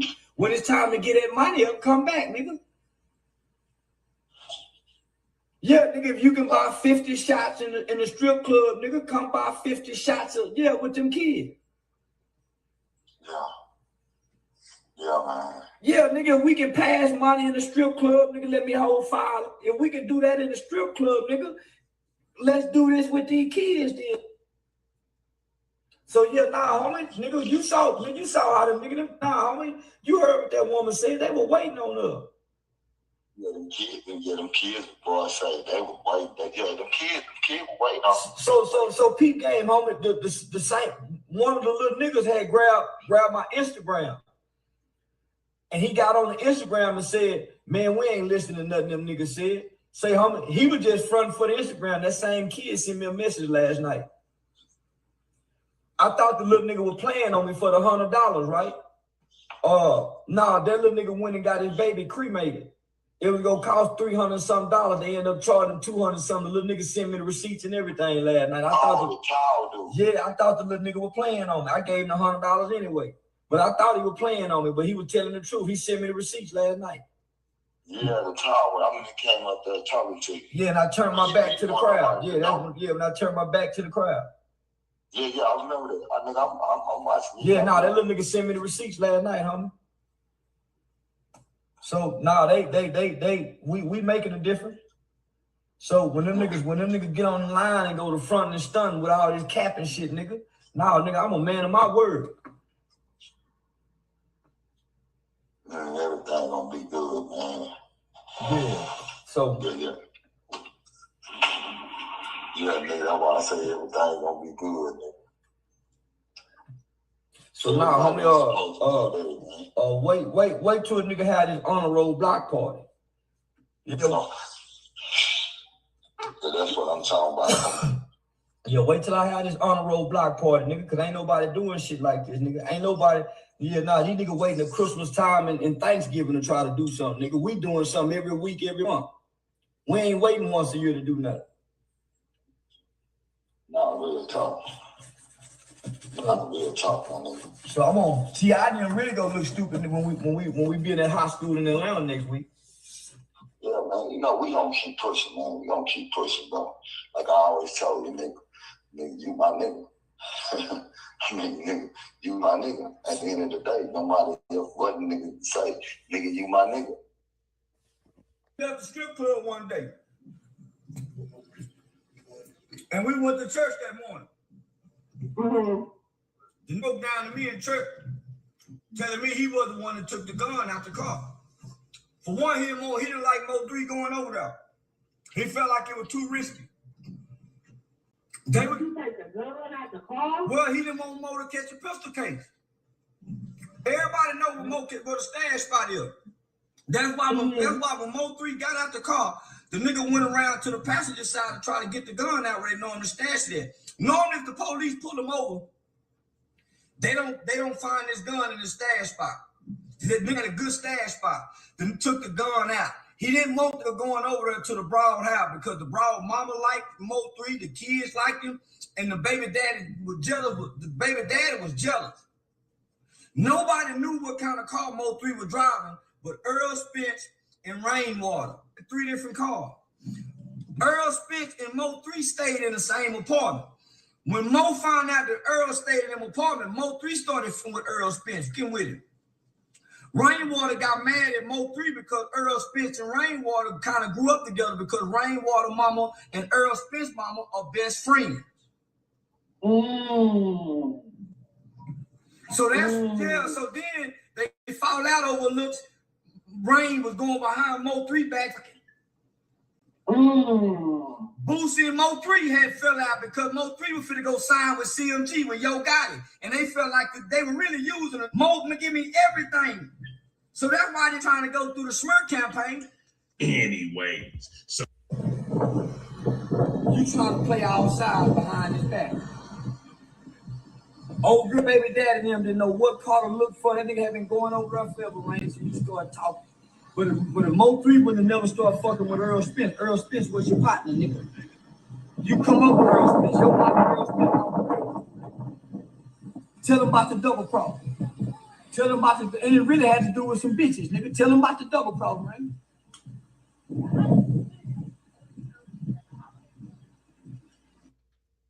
That's why you said Trap Boy Freddy had bump. That you be, because you one of the niggas that came out of young bitches. Every time I see you, you with a new. In Dallas, I don't Dallas. Dallas leads the nation in H. That's y'all, right? Girls, come on. Come on. Trap Boy Freddy, what'd he do? He go get Earl Spence. Ah, come on, man. Girls, come on. Come on. This nigga. Come on now. Come on, Rain. When it rain, it pours. Say, Rain, come on now. Tell them about the double cross, nigga, with Mo. Nobody knew what the car was. But you went to Mo. You said, nigga, I went and told him to leave Earl alone. He was going up there fucking with Earl. Him and Earl stayed in the same apartment. Earl, don't come on, Rain.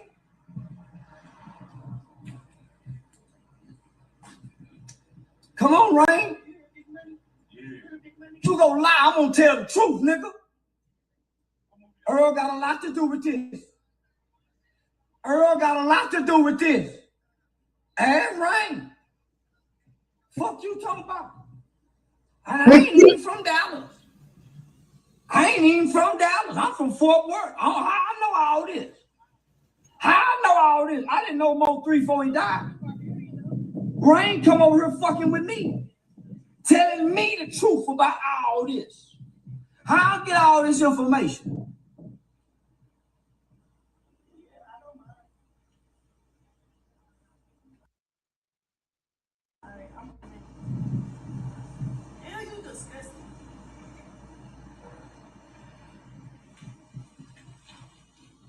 All he had to do was leave me alone, nigga.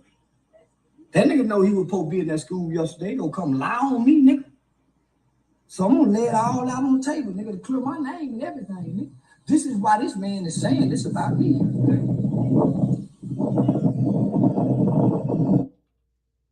Who was chasing him? Him and Mo stayed in the same apartment.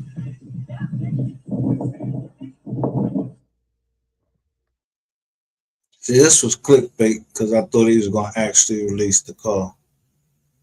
So this was in October.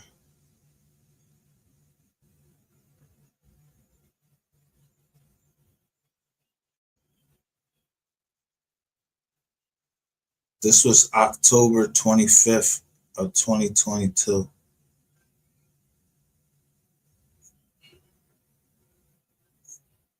I'm trying to look for these old Jones because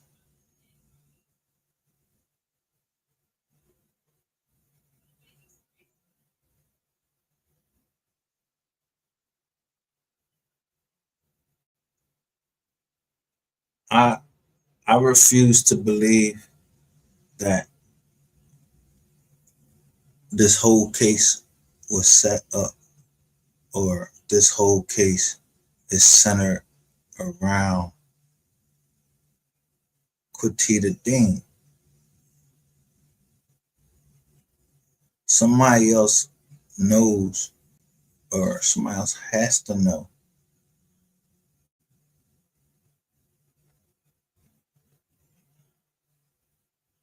And it's not just starting with the copyright case. It's some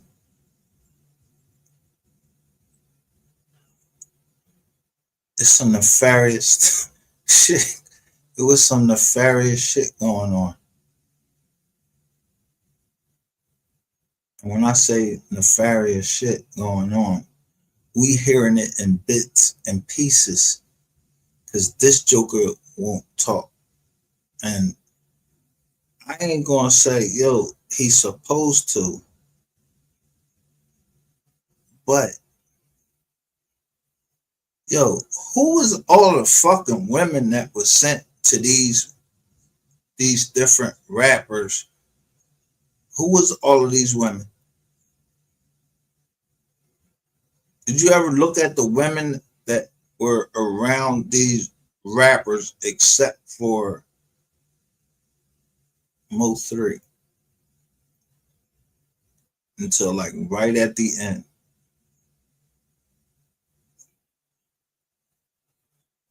Why did Dolph get killed? MO3 get killed.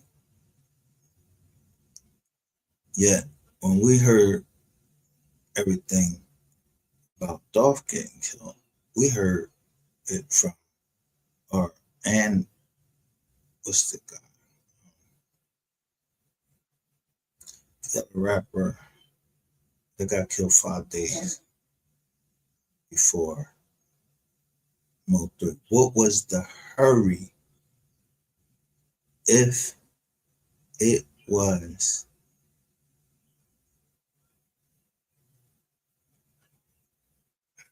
let me see. If it was an industry play, let's say that, and I'm not saying they did. Let's say Empire sent down a OTK.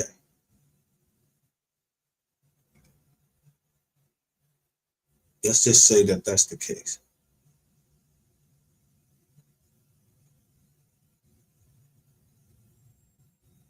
MO3 did sign that first one with them. Then he is telling us that he was independent. So at some point, he had paid off Empire, and I don't know if Charleston White knows that for a fact that MO3 was getting ready to sign with CMG. And you know how people can just be in discussion. When Mo3 talked about it, Mo3 said it pretty much was exploring his options. Then now he puts Little Boot. It's Charleston White that put Little Bootsy in it and Rainwater. And the story gets all tangled up because of the involvement or the alleged involvement of Little Boosie. Now, Little Boosie is a man just like anybody else. Why Rainwater ain't dead?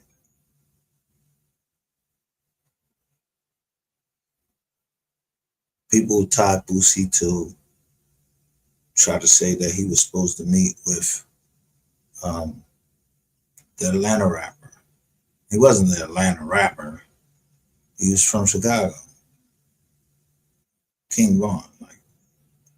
So let me ask you this.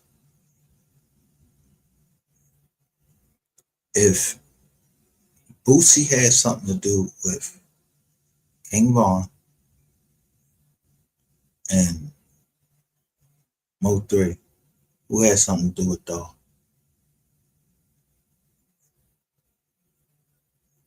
They said Mo3 waited for Dog to come to Empire and meet him.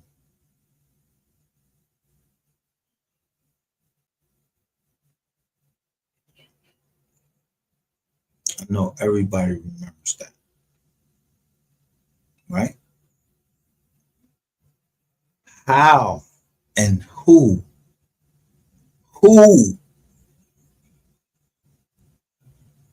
now is telling and don't and that doesn't bother me, but who now got caught and told on the industry? The weirdest thing that happened since I've been here is what we saw yesterday with Sean G coming out, not answering my questions. I'm saying what I'm saying. You don't hit the link, but he's asking for $30.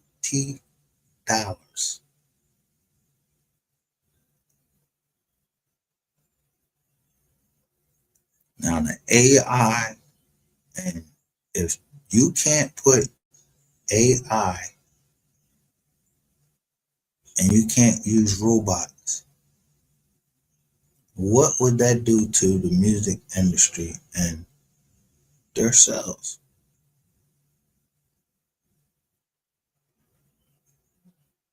It ain't been the KID, me, pushing it. Somebody inside the industry, there is a leak.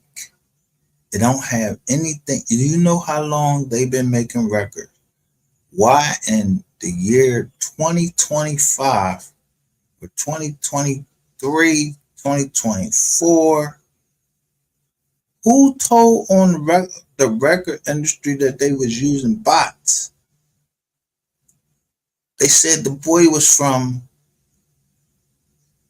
North Carolina. He had a record label in North Carolina. I never heard of no record label in North Carolina. And why the fuck did they come out of the Southern District of New York? I mean, I can't, say why, but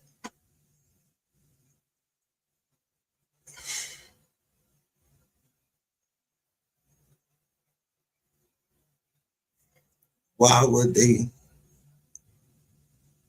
Let me show you something. I gotta show you.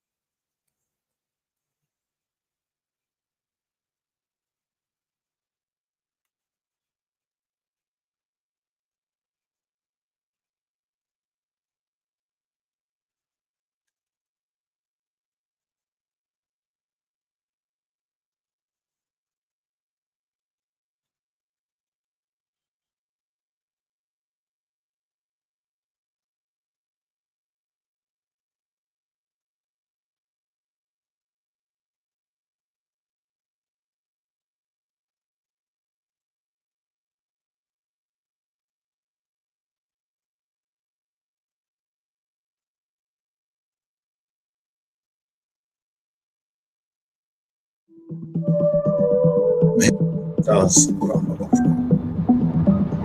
We're in rural western Pennsylvania, kind of out in the middle of nowhere. We're on our way to a little town called Phillipsburg. And the reason we're going to Phillipsburg is because there's a private prison there that's about to close. The Moshannon Valley Correctional Center was a prison for federal inmates. But the government didn't run it. It paid a private company to run it, about $60 per prisoner per day, money the company used to turn a profit. As part of a larger effort to phase out its use of private prisons, the government didn't renew the prison's contract this year. When it closed, it took nearly 300 jobs with it, jobs with starting salaries more than 4 times the minimum wage. The area has been economically depressed for decades. That was a godsend to have that facility here. The prison staff didn't have permission to talk to the press, but one guard agreed to speak with us anonymously. Do you come from a corrections background, or was this the first time you had done this kind of work? It's the first time. And were there a lot of people like that? I would say the majority of the initial hiring, there aren't many jobs like this one. What does that mean for you? I mean, are you going to have to change industries entirely? I'll have to make a lot of Explain, come on, I gotta look it up on Google. I don't know if you heard of this company called BlackRock.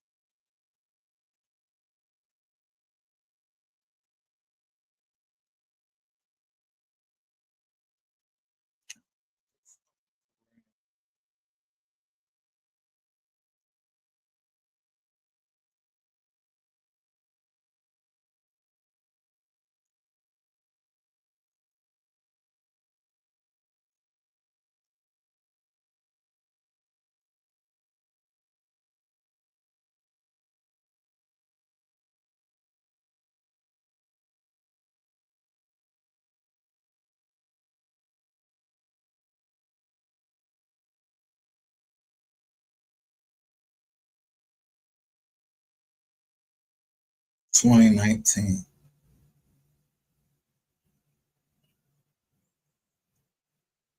I knew it was going to be in there somewhere. Look at this shit. Let me enlarge that.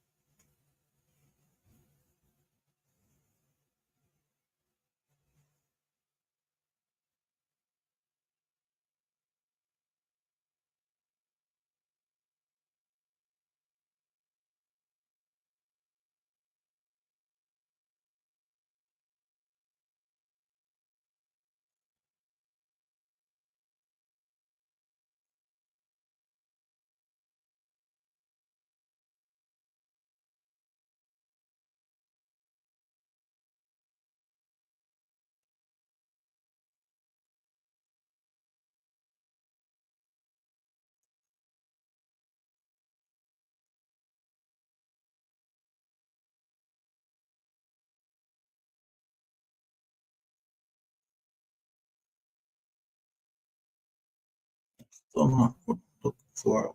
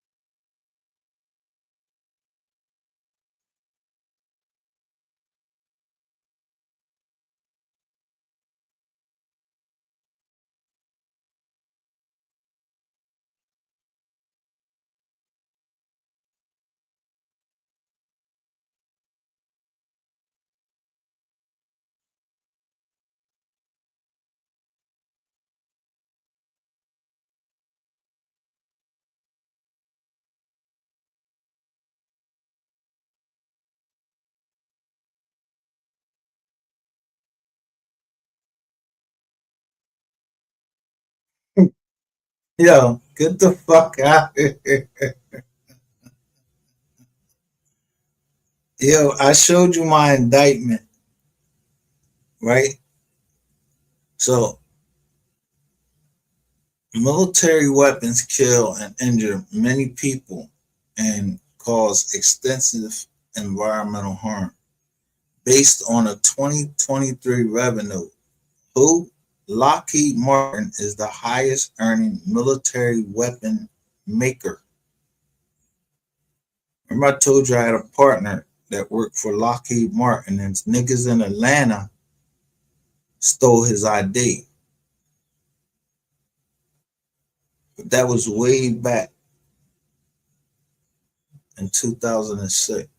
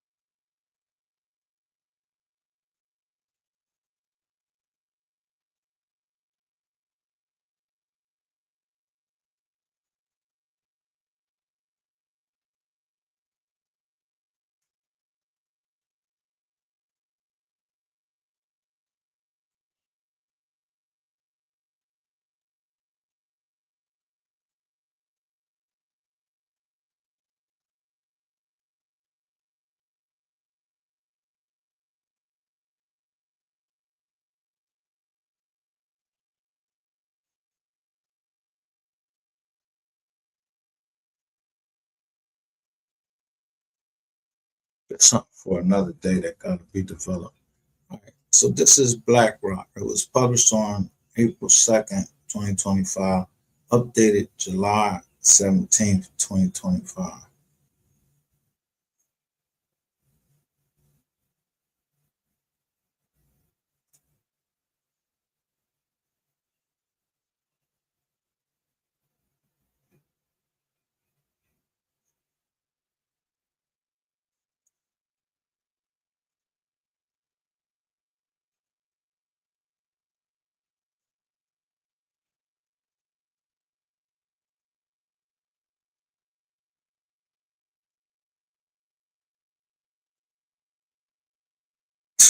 Do you see this statement?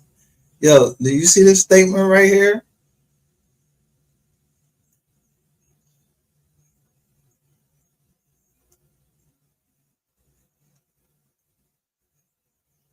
Man, let me play some 3 real quick, cause I gotta get him. Cause this shit is like, yo. Let me play my man real quick.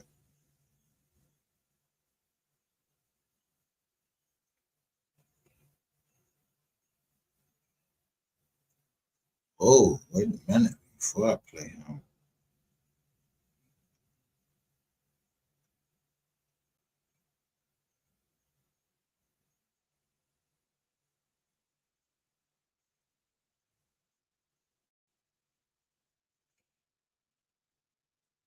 Let me show you what YouTube.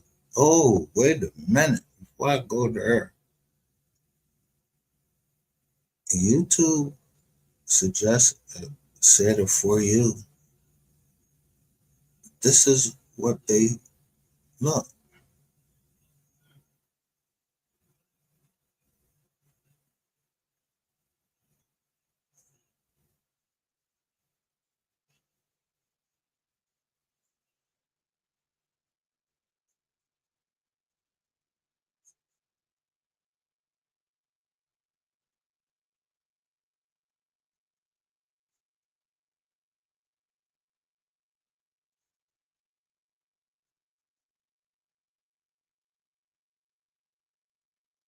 Ah, this. Oh, wait a minute. Here. Oh.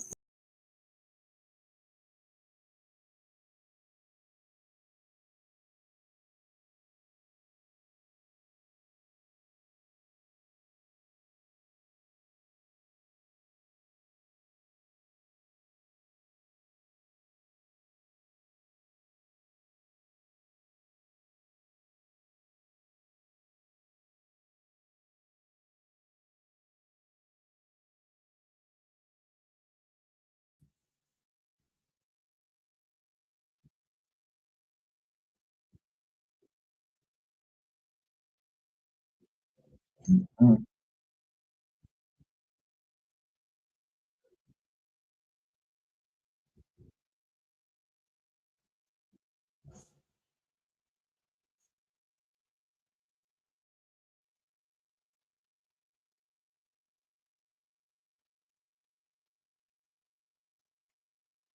Look what this says right here. All of the women in our organization are dualas. We deliver babies. We are a community.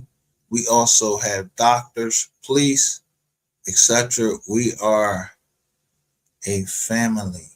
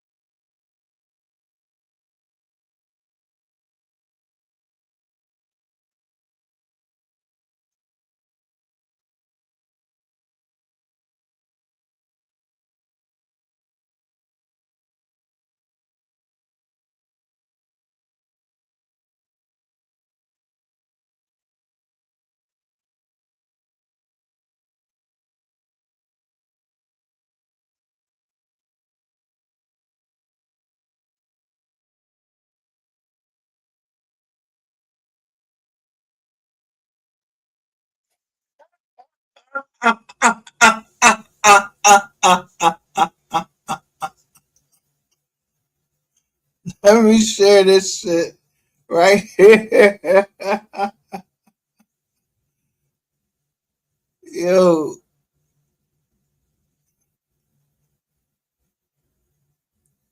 Look, y'all gotta listen. Look when this shit started. Was somebody taking me on tour this whole fucking time?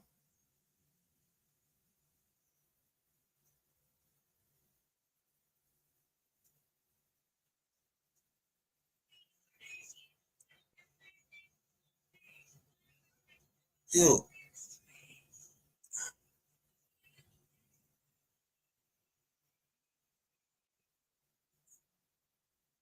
Here.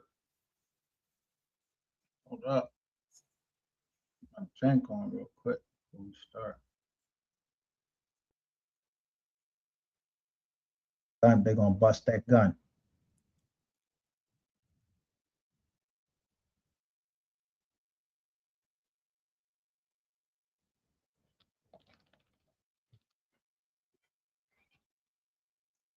But the Marine Corps or the military guy, sir, it ain't, I don't know it as a group of devil worshiping homosexuals shit. I don't know it as that.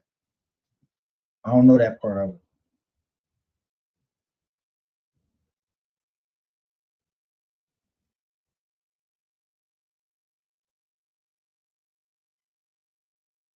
That's some secret shit. And if motherfuckers was doing that, they did that shit somewhere else. Yo, you better not have been doing that shit in front of nobody, man. You might get fucked up. Yo, in the military, you go to jail for adultery. Adultery.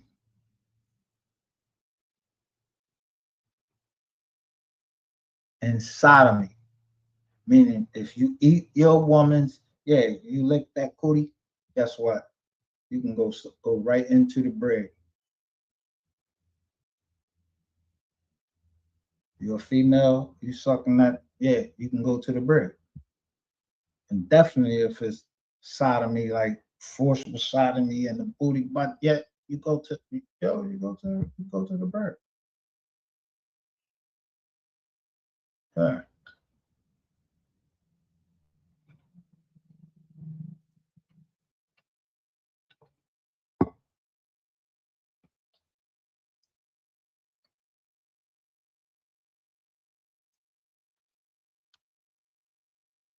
So a beautiful organization, we have a beautiful organization. We preach love, bro.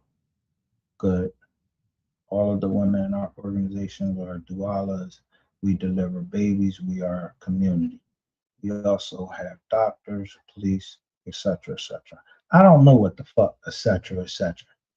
I don't say fucking military, and I don't say fucking veterans. And even if it fucking did, I don't want nothing to do with this shit. Because first of all, how the fuck you got my number? You see your face up there, like I know you.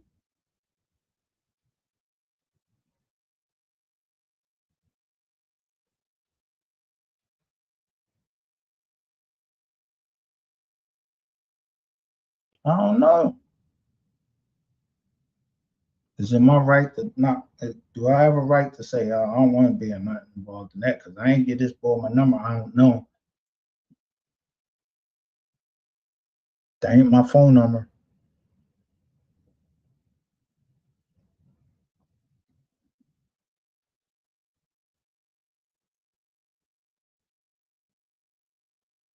How many of us out there, if a number come in there, you answer any fucking call that come into your fucking phone? I don't know if this is a motherfucking landline. I don't know nothing. But I know the fuck they start fucking texting. So I know this is a fucking cell phone, whatever. And I know these motherfuckers can't spell. So no dice. I already did my fed time. Nah, I'm good.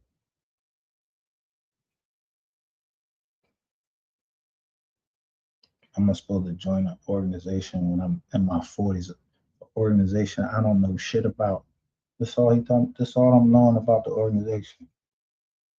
And the first thing that said, as soon as I say that police right there, nope. That's gonna be a negative right there. Done. Preach. Another thing, we done.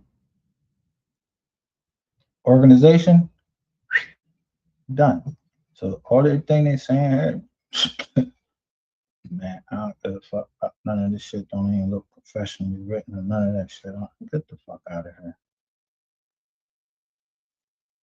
I got about 98 of these fucking messages that I ain't gonna fucking answer. Same way in my motherfucking email or whatever.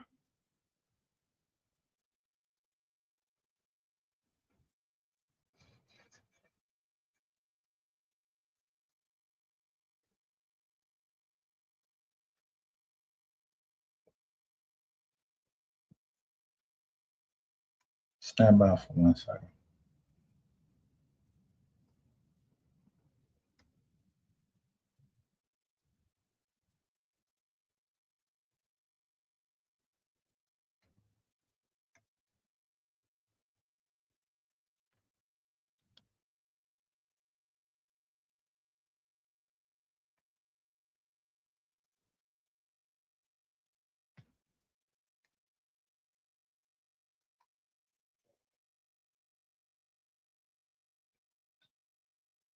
We get ready to expose. Now, I'm gonna show you this channel. Show you a couple channels. This somebody I just used to go to his channel. I just want to smoke. Because it seems like it's a relaxed environment over there. You could just smoke, talk your shit, everybody laugh. Where? Around Max.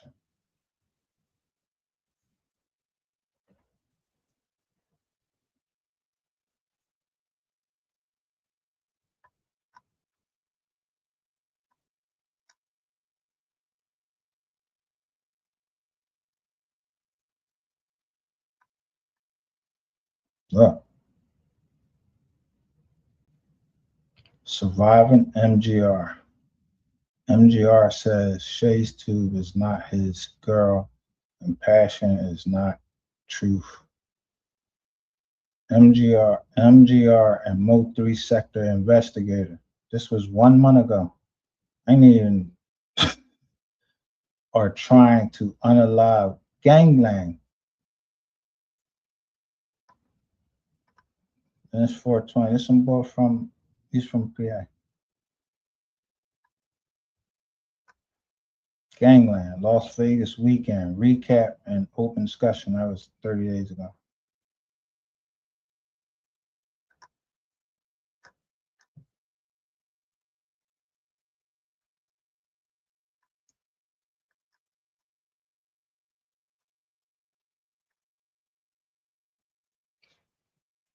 How much of a nut do I look like that I was over there smoking weed with the boy? And the whole time, this thing is to make fun of me. Because I'm high. You got mods over there. You got like fucking 50 mods or some shit like that over there. They call them snipers, this, that, and third.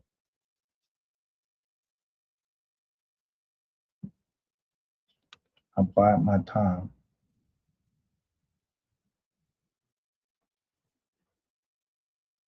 I go where I'm led to go because I see connections between something. Am I wrong? Don't motherfuckers play Connect 4 and all of that shit? Niggas play chess and do this over there. So if he's saying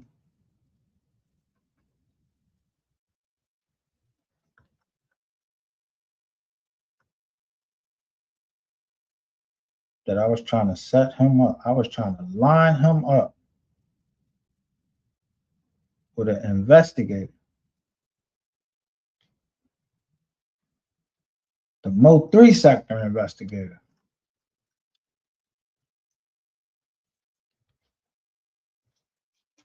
Then today, in your own chat, somebody say, did I trademark? Is it true that I trademark the MO3 sector? Where are you getting that information from? Who is that asked that question?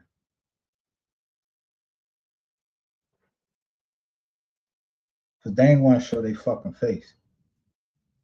Why? I ain't no cop. I ain't even trying to line no fucking body up. With who?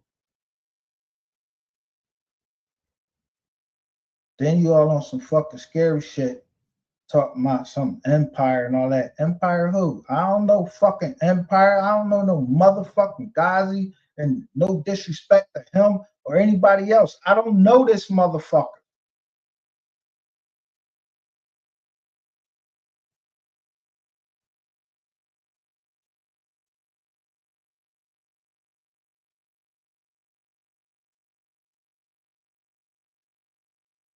I mean, shit. If I knew Ghazi, nah, I wouldn't do it. I wouldn't even take a fucking picture with fucking Jigga. I don't think there's any fucking man that got to take his dick out, piss in the toilet, sit his ass on the toilet, and shit. I don't think he fucking better than me because he got more money than me. Yo, the man got more money than me. He took a different route in life. I'm cooling where I'm at. I'm chilling. I don't aspire to be anything than where I just can pass money down on to my generation's land, however it be. I'm cool with that. I don't have no aspirations of driving like no motherfucking 50,000 cars and all of that, being all shiny. So the motherfucking Fed smack shit on me on my motherfucking head, always trying to be on my motherfucking top. Nah, I don't want that type. I don't need that type shit. I don't even want to be around nobody like that. Nah, motherfuckers being flashy and shit like that. Nah.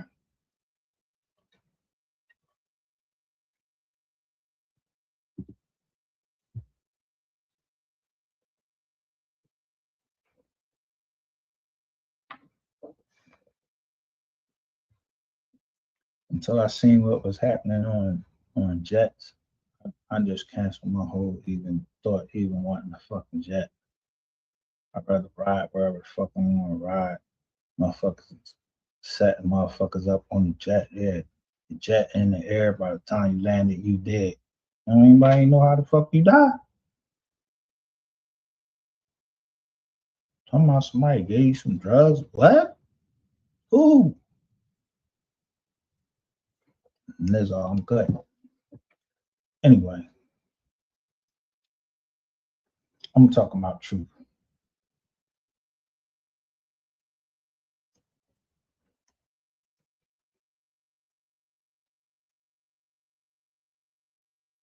I played this earlier. I ain't going through this bullshit. This one. Nobody up here, and that's just that. Yeah. I don't like that No shit. face, no face. It's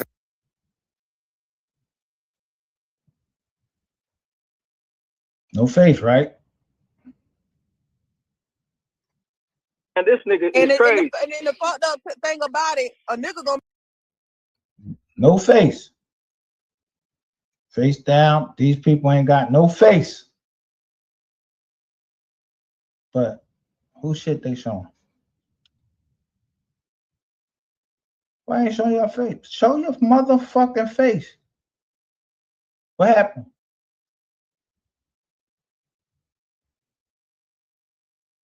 What happened? Look right there. Passion. Then somebody say incognito. Last time I was there, I told you, I don't have nothing to add to your panel.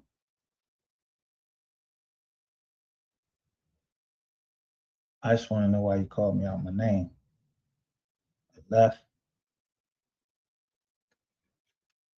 I'm gonna watch.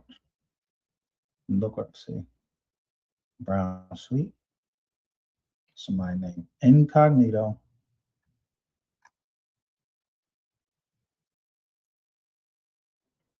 And somebody Incognito. MGR, is it true that you took it upon yourself and trademarked the MO3 sector? So someone, whoever Incognito is,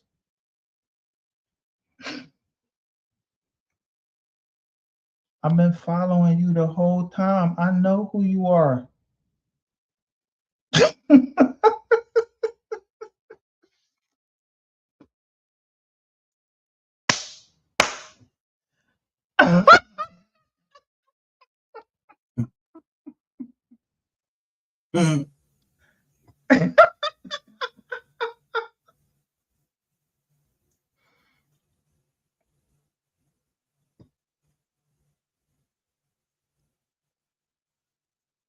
That's why I said motherfuckers didn't want me to. I was telling motherfuckers you can't trademark SCO with that, with the, oh, you can't trademark that.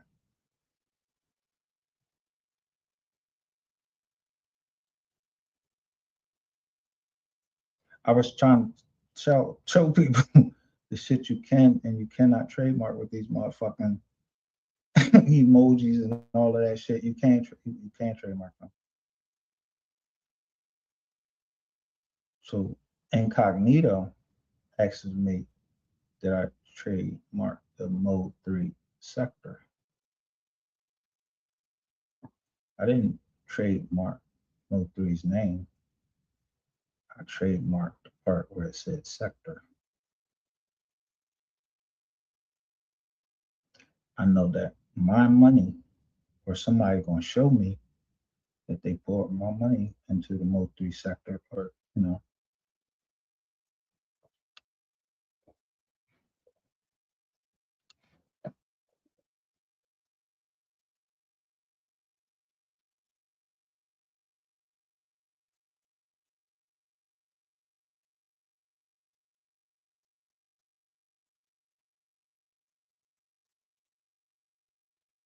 I know who I heard.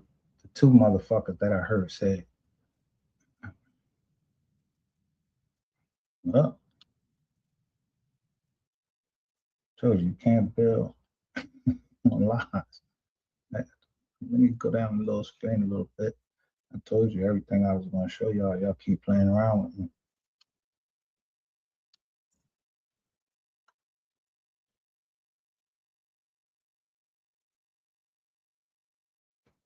Now, look at them putting their head down, right?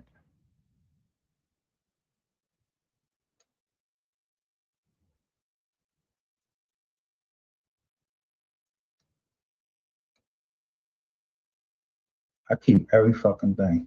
That's Ronald Mack, Fire Brown right there, Brother Jones, and somebody named Big 23rd 23 right there.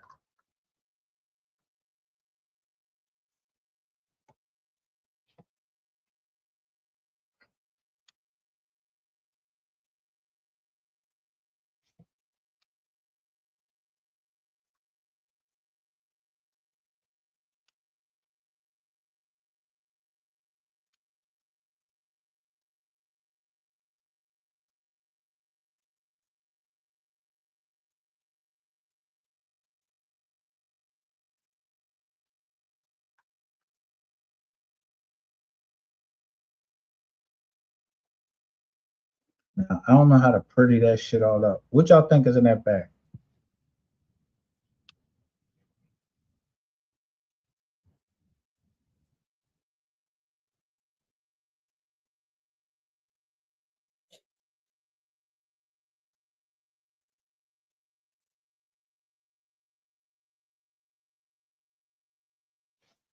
All right, let me do it like this. Let me put it back down.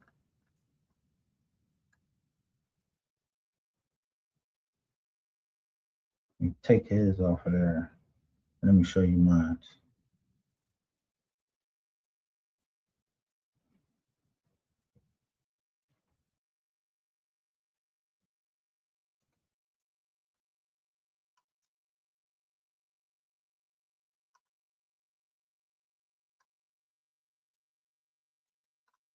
Let me see.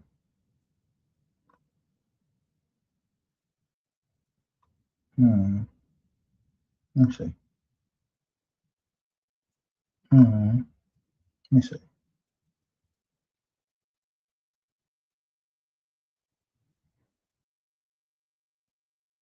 Yeah.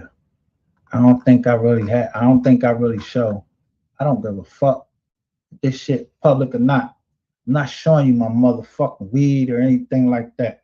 I might tell you what I'm smoking on, but I don't show this shit in no motherfucking screen. If I showed it to you, I showed you that shit in private through mystery game. And that's why I got the fuck away from them, because you niggas started drawing and you was trying to extort me. Don't fucking play no games with me. When I tell you I keep invoices, you niggas got me fucked up.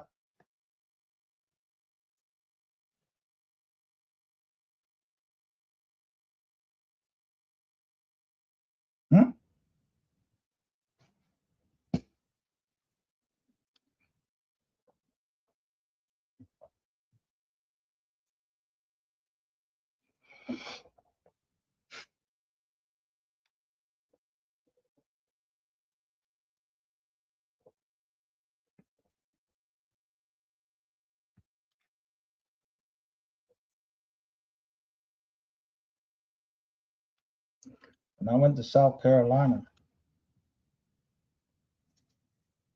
I really don't be dealing with the and no disrespect, you know. If I dealt with a woman, I ain't dealing with no fucking prostitute. I ain't dealing with no motherfucking. I ain't buying no pussy. I mean, even though anybody can say, yo, if you mess with, any woman, eventually you're gonna pay for it somehow. Even if you took her to fucking McDonald's. Yeah.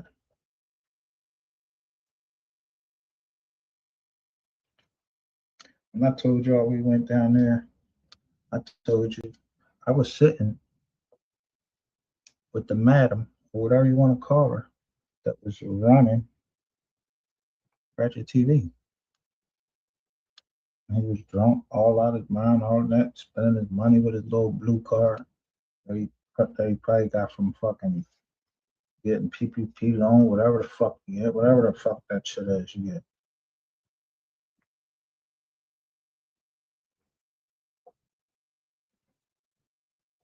I ain't no nut. Think I'm paying for all that? Nope. Got my shit, got up, went, sit in that nice big black GMC Denali I had, $85,000 car that I drove all the way down there. And you know what I drove it down there? Pick up my niece, try to help somebody. And when it came down to it, you think I was getting ready to keep going in some fucking woods looking for something. Nobody don't know where nothing, and y'all talking about some fucking spiritualist said she right here and then right there. You think I'm keep ready to go looking in the woods? No, you said the boy hit her. I go snatch this nigga and put him in the back right there. I went down there with all fucking black clothes. Let me let y'all know that right now, because it's a goddamn blessing from the Most High that everything I intended to go down there and do, it didn't happen. And that was to go snatch this curly head motherfucker. I didn't give a fuck where he was from or none of that. I wasn't even telling him. I just wanted to make sure Ratchet knew, yo, I'm gonna go grab this motherfucker. I'm gonna throw him in the back of this fucking truck. And he's gonna tell us everything he wanna fucking know. Or you wanna know, we wanna know. Okay, I'm gonna go ahead and do that. This bitch ass nigga. Just like MO3 said when he was talking to, them two niggas. You ain't want to ride out. Scary nigga.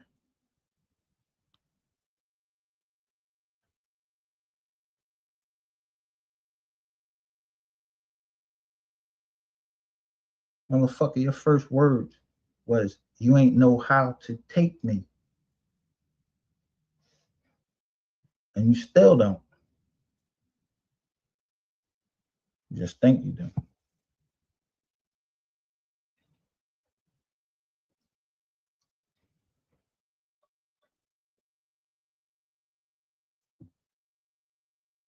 It took everybody in the fucking MO3 sector. I don't know. MO3 sector, I don't even know what the fuck. Let me say the Play Runners Association. It took all of y'all. I guess y'all, the Play Runners Association and the fucking MO3 sector, I guess y'all run hand in hand.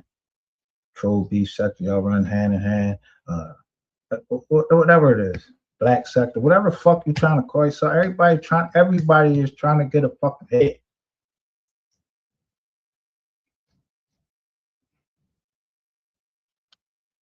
Only thing I did was I stood up for something and I wanted justice for something, and I just noticed a couple, 2 or 3 things here, and I don't want to deal with none of you raggedy ass bitches. Now get mad. You gonna go tell YouTube? You gonna go tell the court, oh, he don't want to deal with me, but I'm a married woman and he said this about me on there. Yeah, you see what happened, Yana? See my daughter fall out right here? Because this bitch said she was mad. That ain't my mother. Yo, Yana, you want to hear her saying she ready to call in and tell the people that I'm having a psychotic breakdown?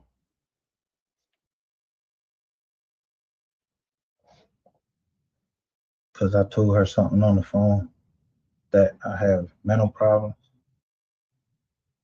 If my doctor did that shit, so what the fuck makes y'all think y'all can tell somebody's fucking mental conditions all on fucking lines? Y'all fucking stupid?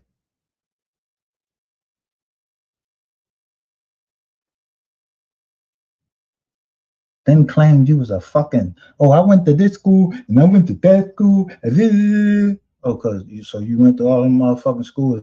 They ain't tell you that. You shouldn't be saying this online. You shouldn't be saying that online.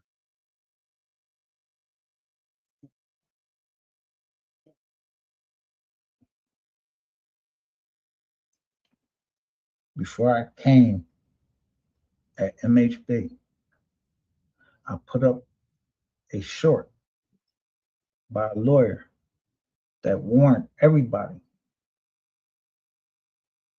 yo, no matter what you put on Instagram, you can't delete that shit.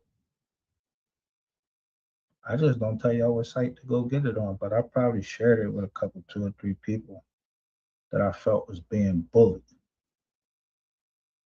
And I don't like to see that. And I sent them something to help them.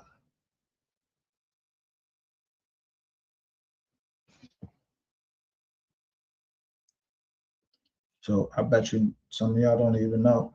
You can go pick up Ratchet TV, anybody you want. Anything they try to delete from Instagram, just one website. Go up there and get everything.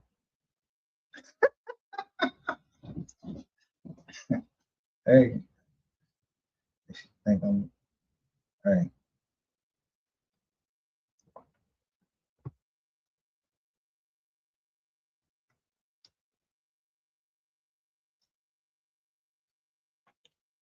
Motherfuckers think I'll be playing. But like I said, when I see people getting bullied, I don't care what they did in their life like that. And that's for the courts to decide, and for people to try to put out people's personal information like doxing them. For what? For the reasons for that some of you use it for. Yeah, I might slide you some information that you might need to know. I don't dox people because doxing ain't got nothing to do with because you try to delete some Instagram and it's a website that ain't doxing. And don't you go on Google? Motherfuckers go on Google every day.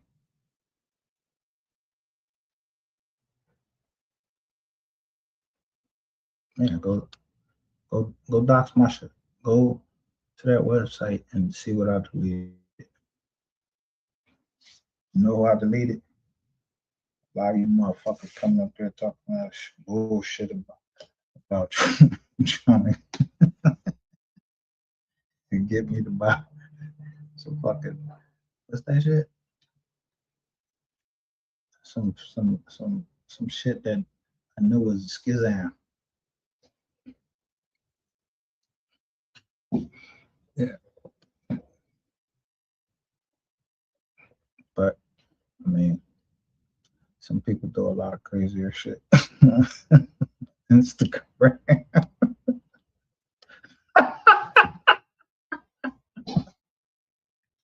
And on Twitter. Y'all do a lot of shit on Twitter, a whole bunch of shit, Yo, y'all can't get rid of that shit. But that's all social media. But when you give somebody some shit in private and they put that shit on public on social media, yeah, it's a fucking problem. It's a process that you fucking handle that shit to. The first is write a cease and desist order. Y'all remember what's his name? Not Robert Downey Jr. What's that white actor's name? Where's his girl? She went and told shit about their relationship all on, what is that? She went and told some magazines or some shit like that. He sued her and them fucking magazines, got that shit removed. First she sent her a cease and desist. She didn't do it. She kept fucking talking. He won that, yeah. Even though I think there was some domestic abuse or something like that, or something. I don't know if there was some domestic abuse. It might have been some stuff. Really, he was just raising his voice. I don't know, something like that. First thing he did was cease and desist to the magazine. Yeah. Let me tell my motherfucking personal business where I didn't give you a right to do that.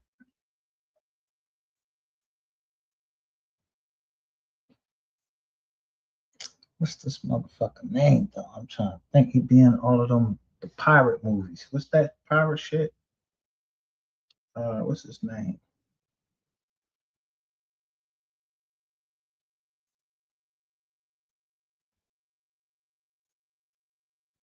Not Tom Cruise. One of them actors. But he was in the pirate movies. Pirates of the Caribbean or some shit like that. That dude.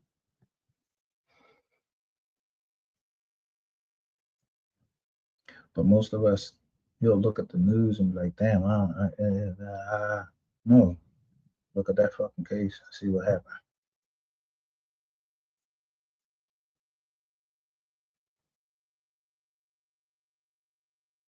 If you want to be on the internet, certain things you can have on the internet. Certain things you just can't have on the internet. People don't put their personal shit on the internet unless that's what they want. And nobody, not even the paparazzi, and ain't none of you motherfuckers the paparazzi over here. Then paparazzi wasn't see they responsible for. They wanted to get a picture so bad of wasn't Queen Diana. Yeah, it was supposed to be some accident that happened under the bridge or something like that. And that's what most of you motherfuckers think y'all is, the fucking paparazzi. Don't got no fucking education, no nothing. Just stupid.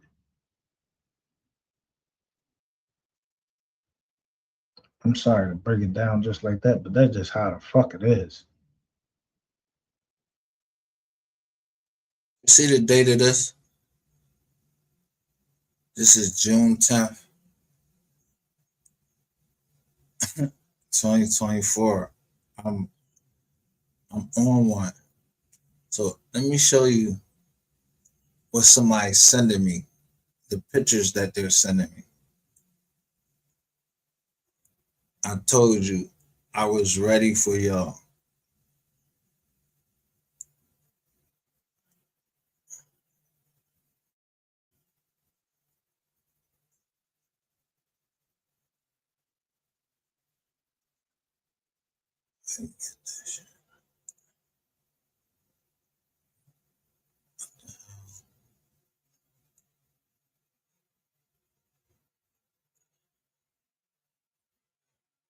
So I don't like to go through my thing, but I just took the whole conversations between me and this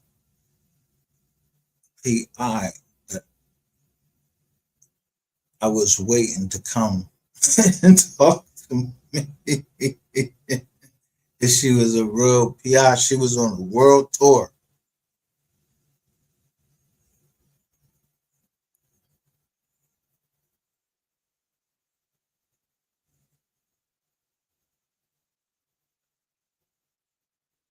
Now,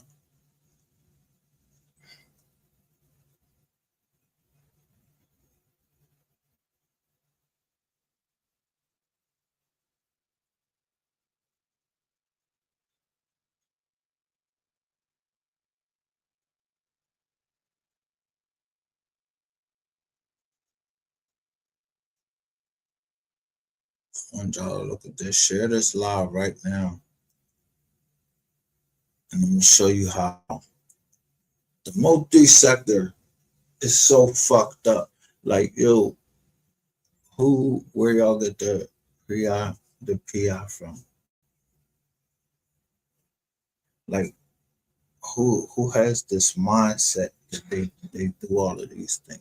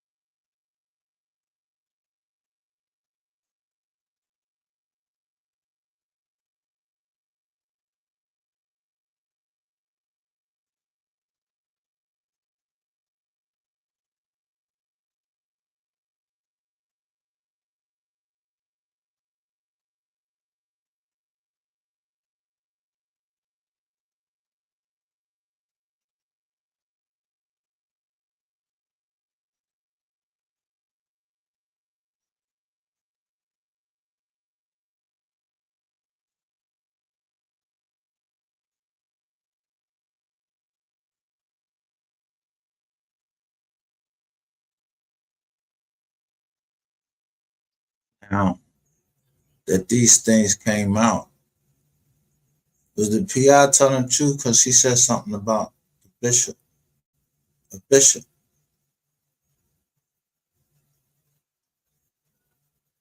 If she was telling it, could she be lying about everything? Or do people mix truth with lies?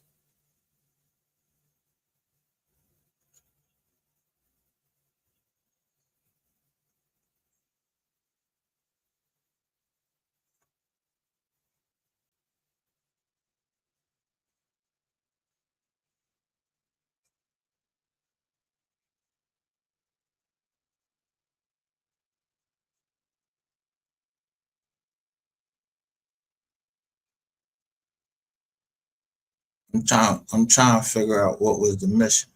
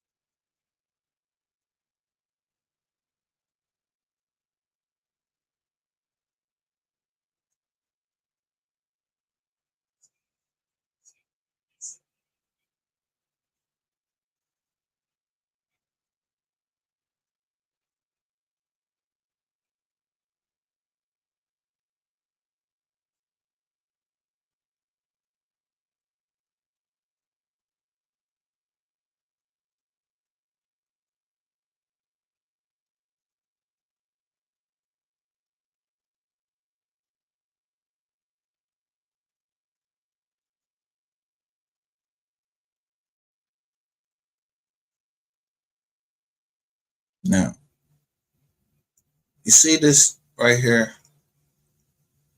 I always tell people this because I'm not recording people, but I'm asking them not to share. Then I give them a non-disclosure agreement. Then the next thing you know, my shit on the fucking internet. What the fuck do y'all think that I am?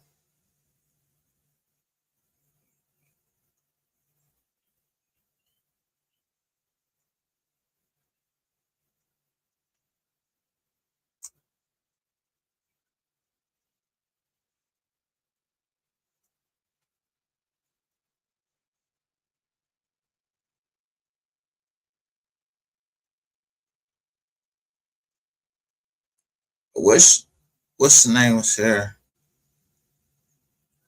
So she can tell me what was told to her.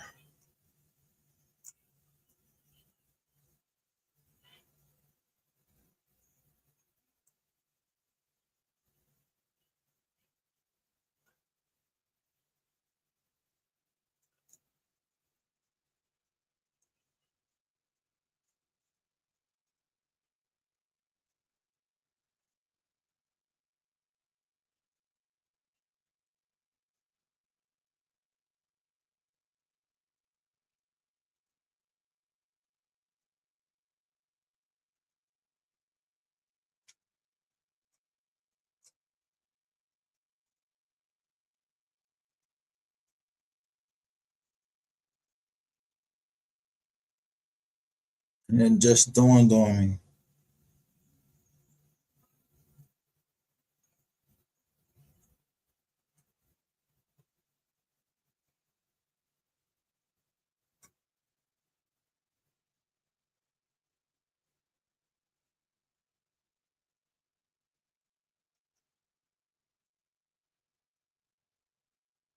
Just what the fuck is going on.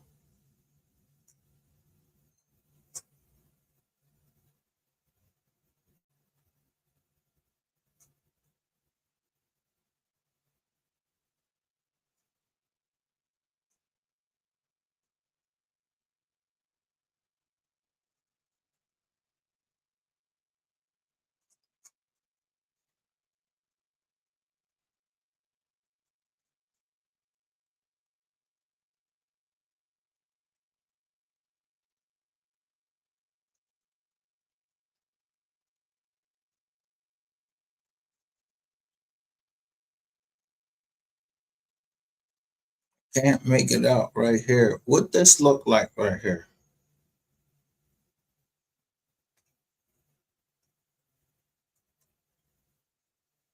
What that look like right there?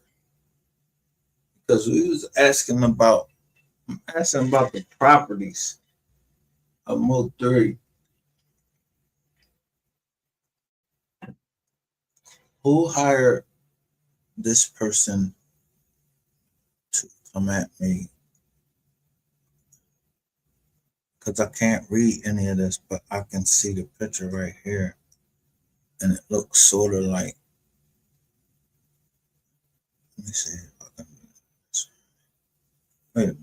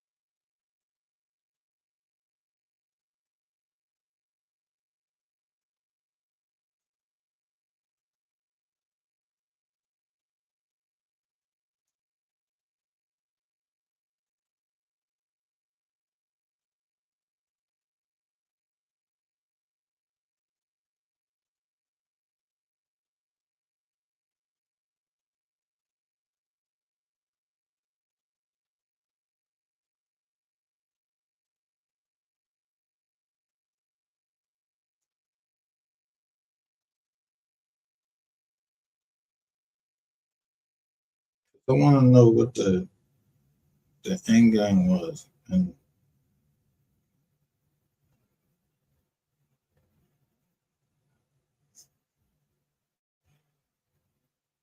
I got to see what that picture was. I got a screenshot.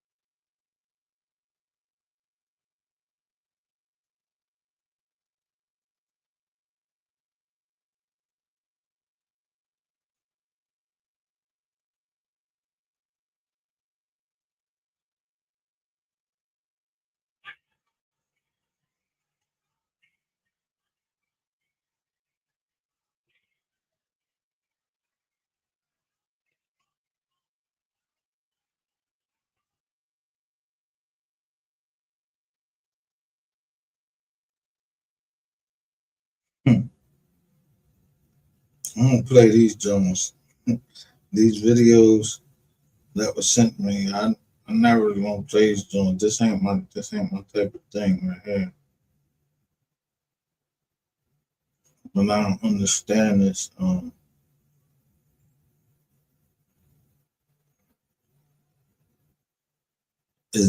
Was everybody in this sector? Did everybody in this sector hate MO3?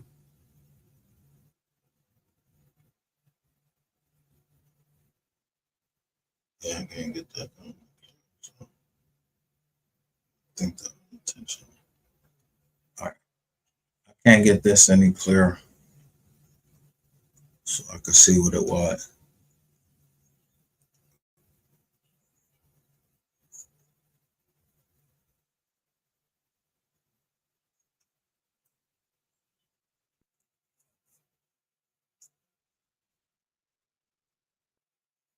I want y'all to look at this.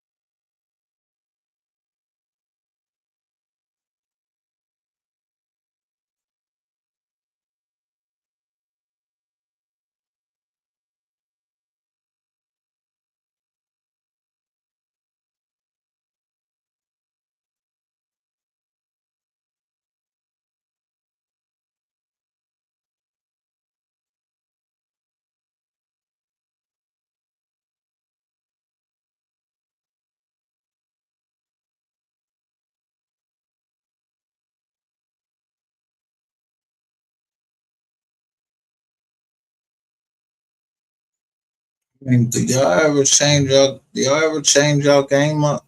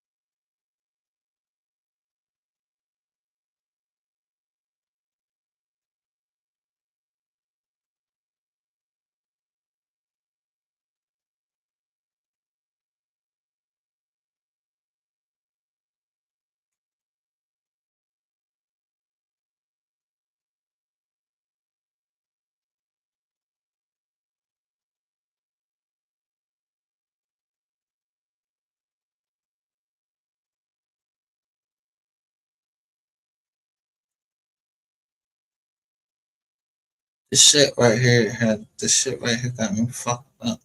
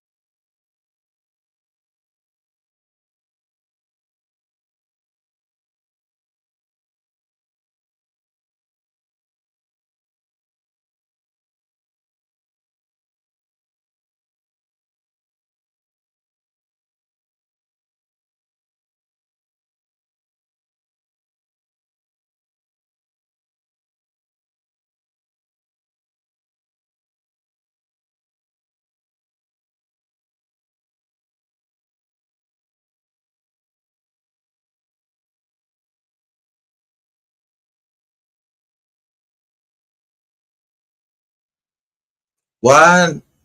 All right. So this SD,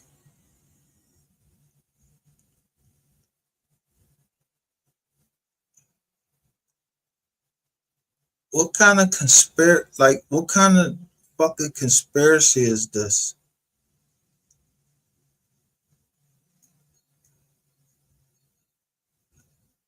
Well, she doing it on live, so that's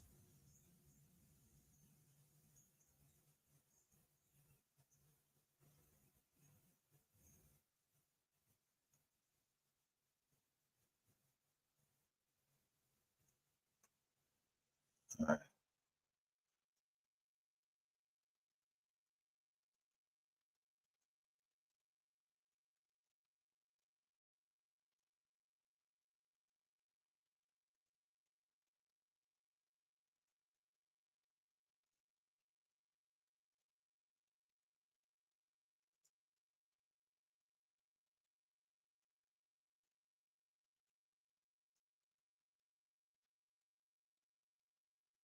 So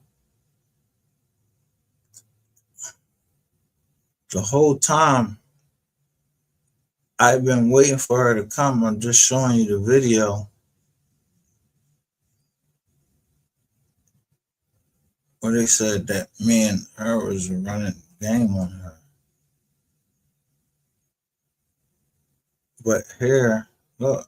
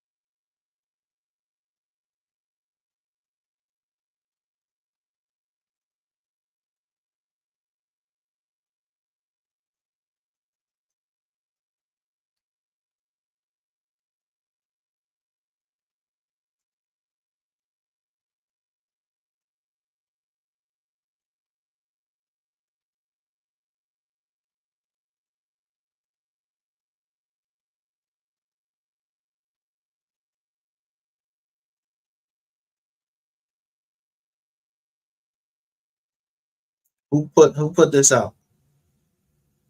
That Ratchet pulled the gun out on the captain. The ducks fade from gangland.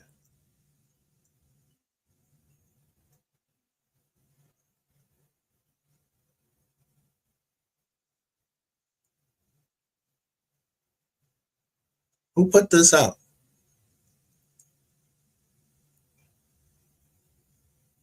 Okay. So you see Lady Wu down here.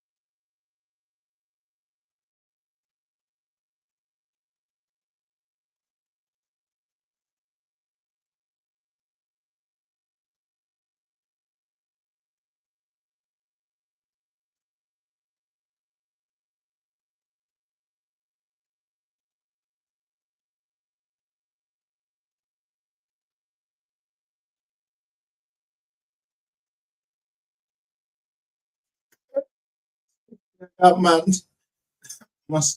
stereotypical Joan on, like, really, from her, the first Joan.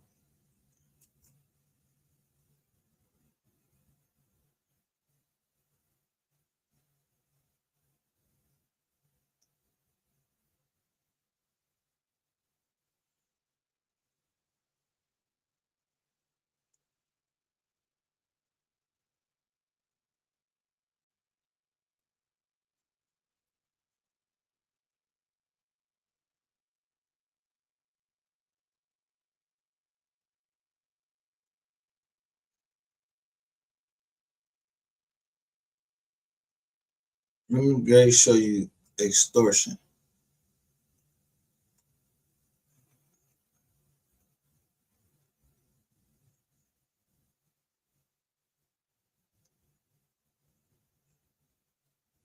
Look at the dates.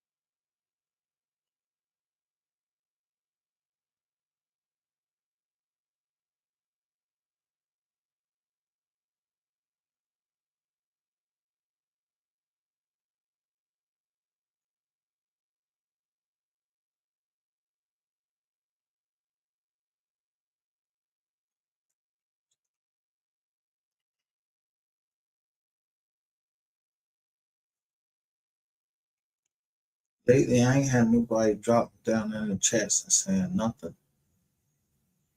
What's going on?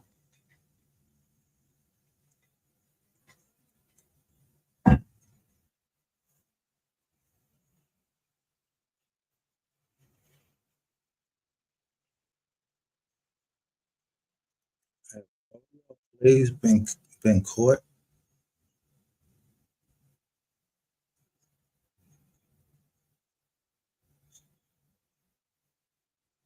Is it really the end? Is it the last play? Is this the last play? Was this the last play?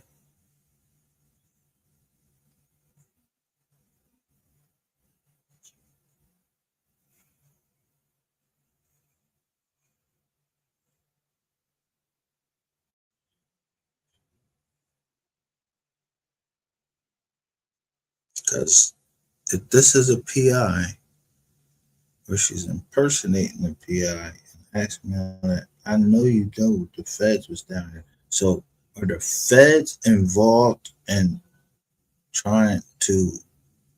Is the feds trying to set me up, or what's the deal?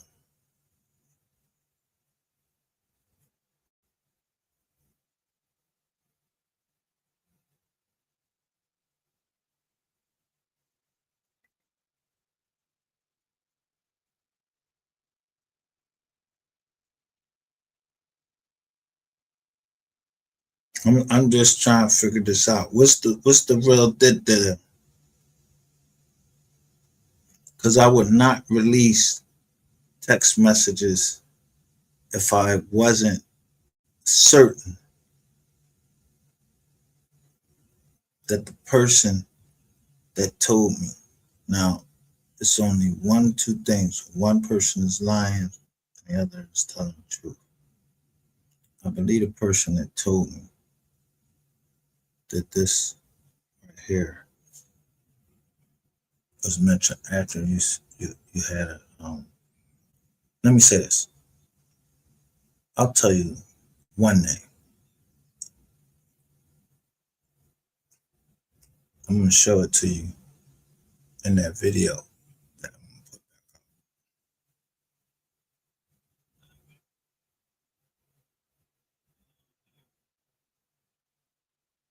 This time from a computer needing a laptop my company offers to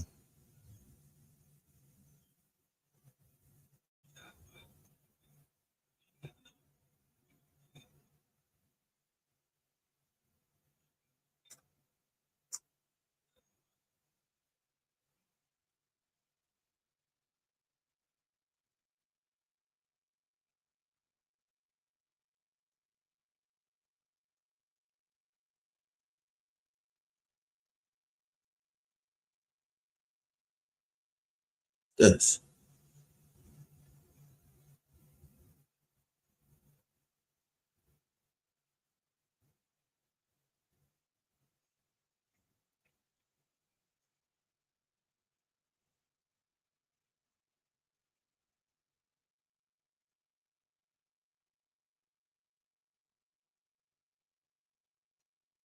A computer.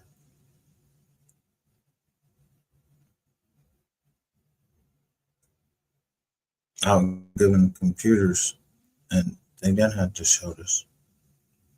So I want to know why these pictures are shown to me. Is somebody trying to set me up?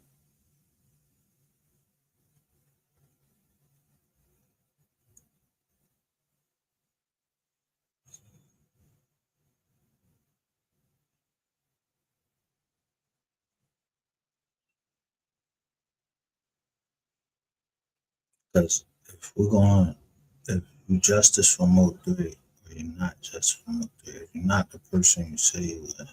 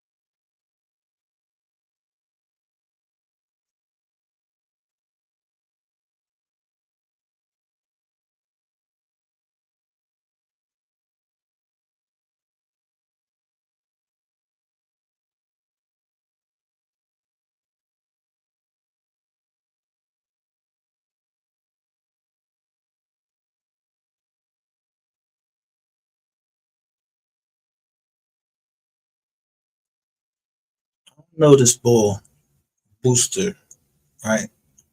But a man that is on here and he got it.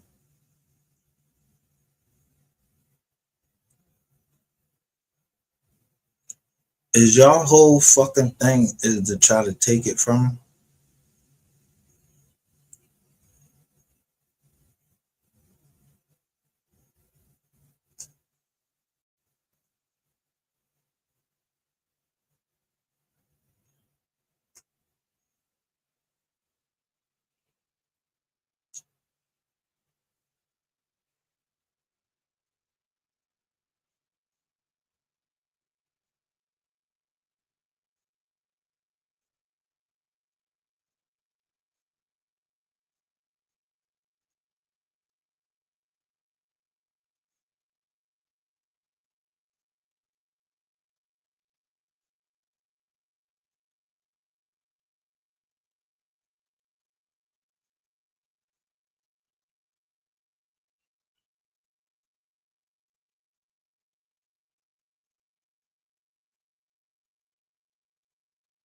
Who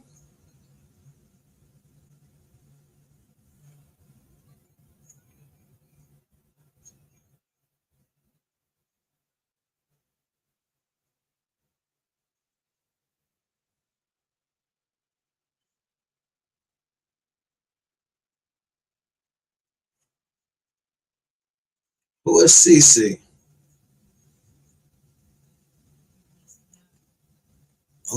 Who was CC first? Let me go back. So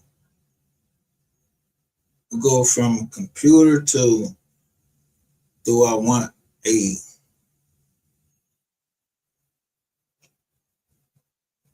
interview with Soul Player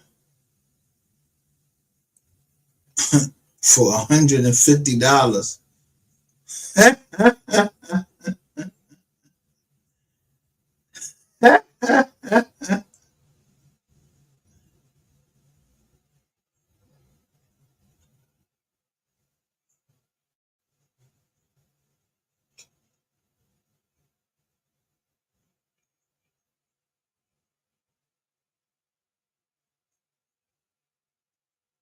And then she goes to that I'm trolling her.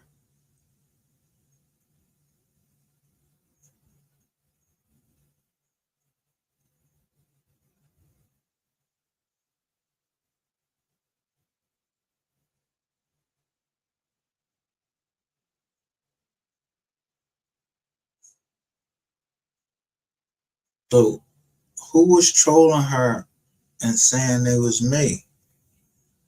I really don't give a fuck at this time. Y'all know who I am. I don't troll. I come in as myself. If somebody come in and say something, y'all can't, you mean to tell me that you women can't tell if it's me talking? It's like the third fucking woman come in and say that I'm trolling them. I don't troll.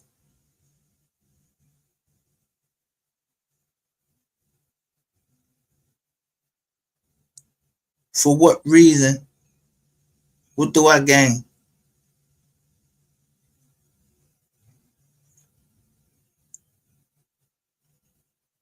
Y'all jokers is y'all calling me paranoid, but who trolling you? Trolling you. If I was trolling you, you can talk to me right there like you did on the phone.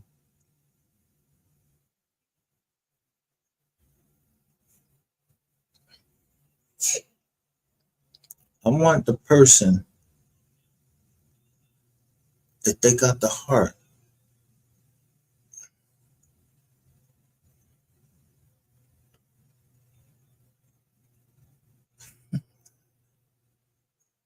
I got a cash app for you. All legit money. Who did I troll?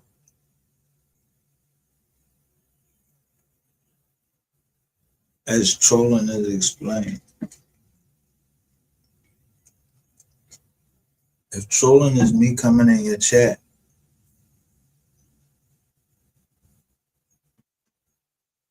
and saying what I have to say about the death of MO3, that's trolling.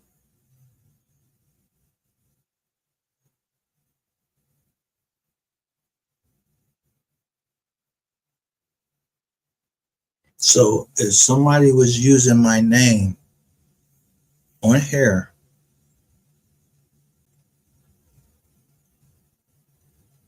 you said I was trolling. Where is the video? Give me that video. I'll pay for the video where I was trolling you on November 23rd, which was a Saturday.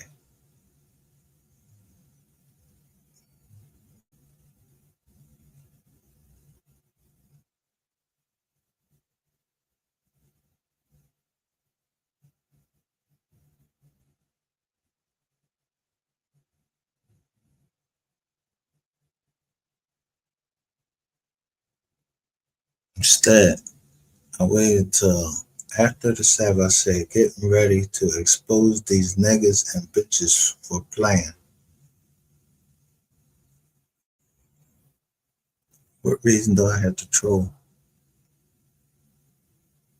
Why would receipts have to ever troll? Does it make any fucking sense that a person that has receipts trolls?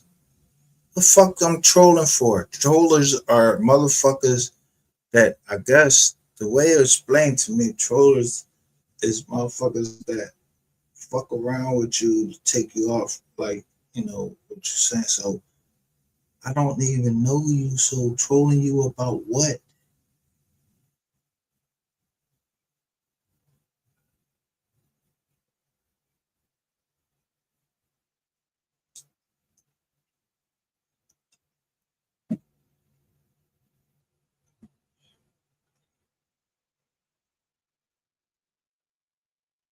Do you see why I count how much money everybody is getting and who is getting money in the MO3 sector? If they got a fucking Cash App up there, which I have one, but it's for the foundation. Everything that I do is for my family. When I say my family, I already showed y'all earlier what family is. I don't know MO3. I don't know Gotti.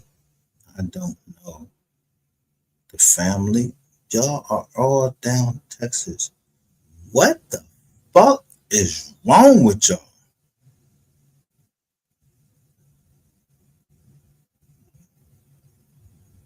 Why the fuck are y'all still on YouTube? Y'all not seeing the lawsuits, the cases that's coming up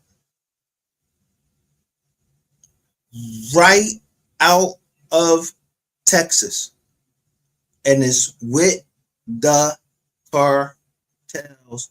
And I don't know nobody in the cartel. So why the fuck would I be trolling?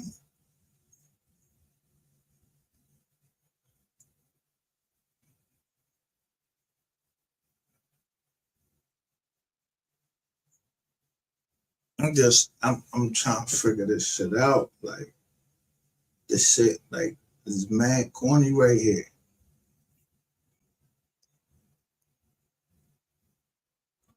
You know what I want to know? I bought cynical songs on here the other day, and my whole computer shut down. Who has that type of control?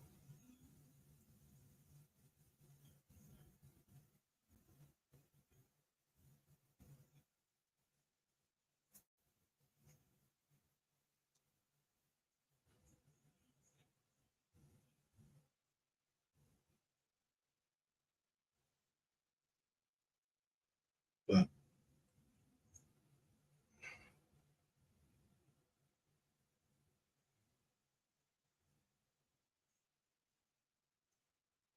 why it's not being shut down?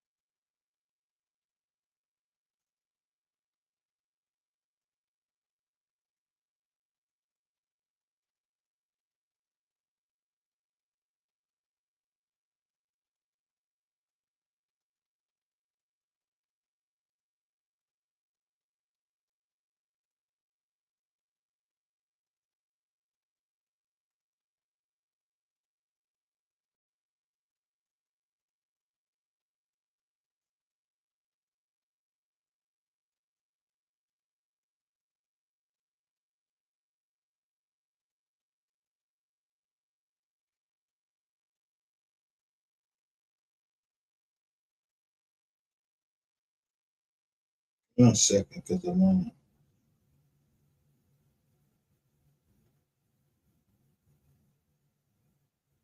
not gonna put my affiliate. I wonder if anybody ever found out who was trolling.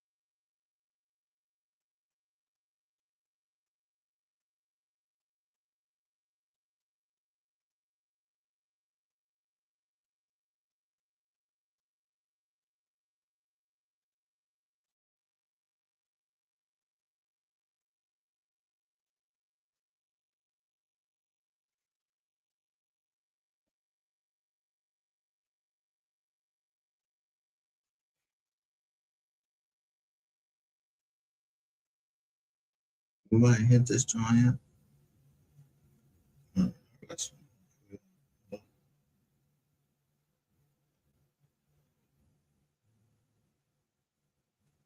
Because I was wondering who this person was that was my moderator, not K.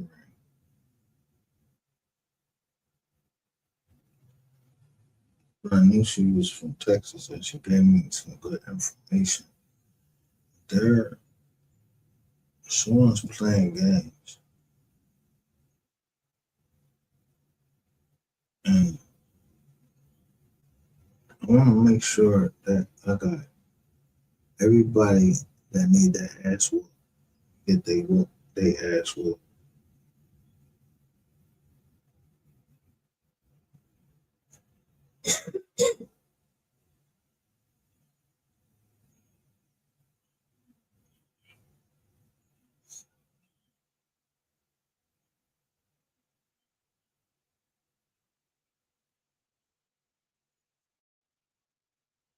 Select final sign.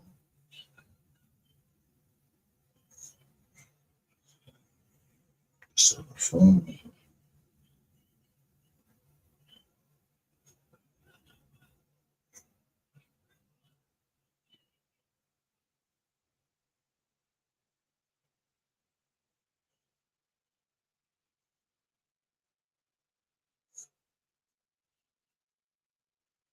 Because some of these text messages, they go into where there was 101 Johns stolen.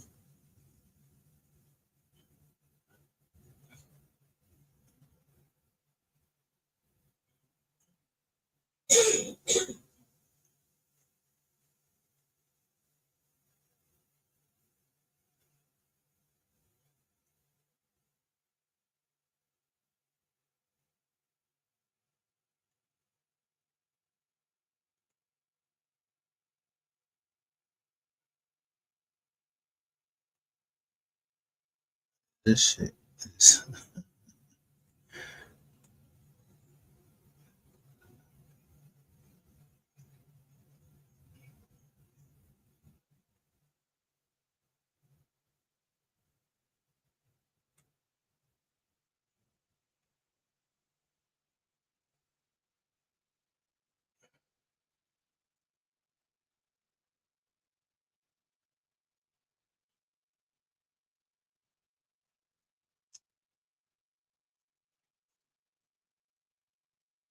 since I see people have broken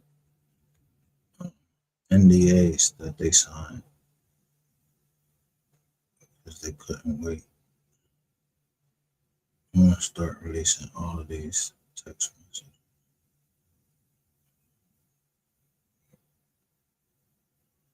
Then I'm gonna pull up all of these joints and show how y'all was trying to throw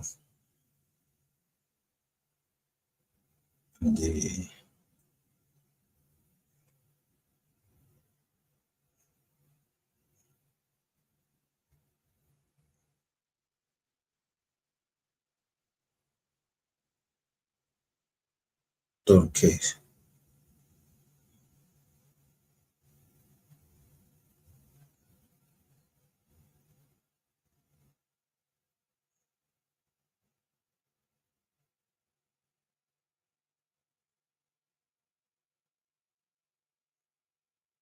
My man saw this one.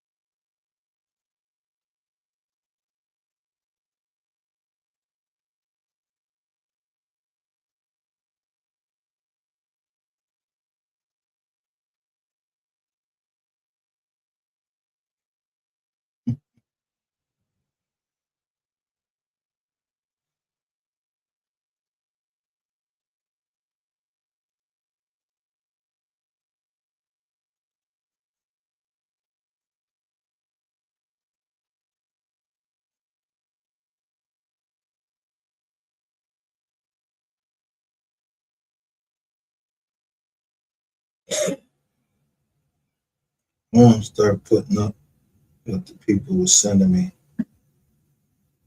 on.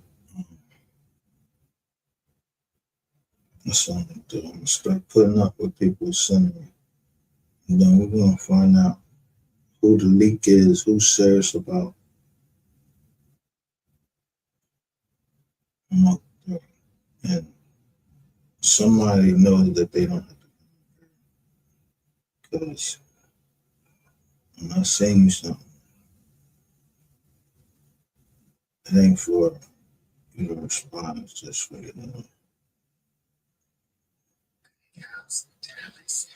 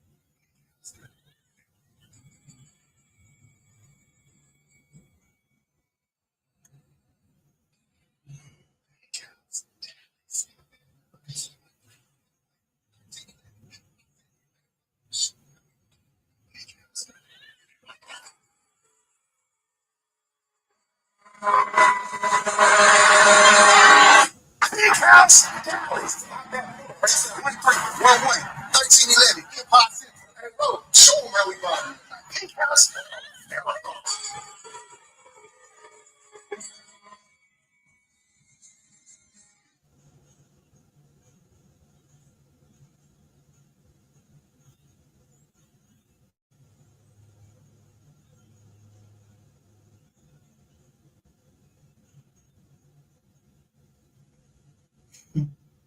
You know what I can say about you?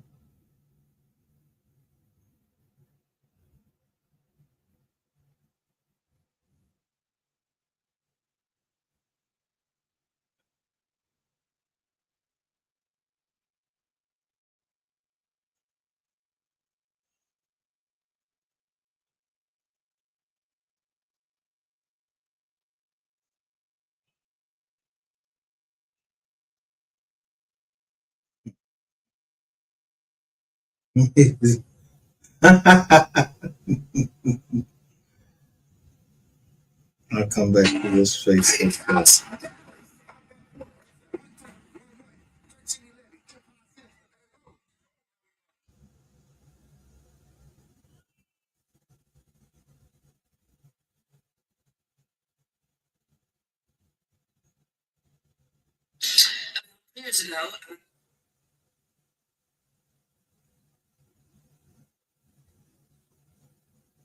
Who is Sean King?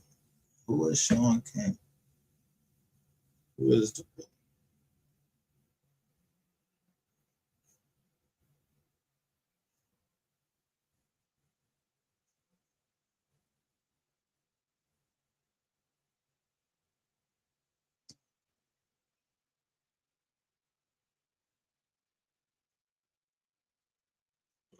name?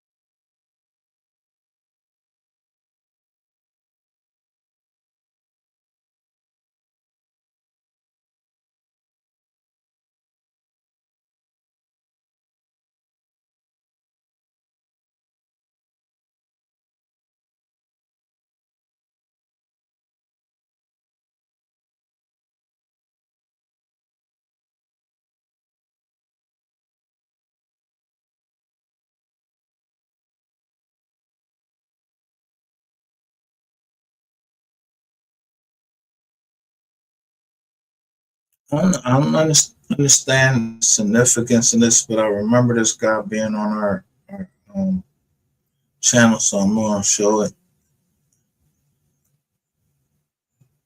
I'm trying to just wonder where these people are coming.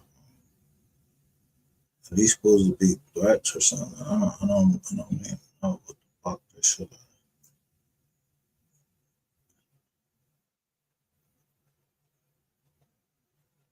So just the PI, who I don't know who hired the PI.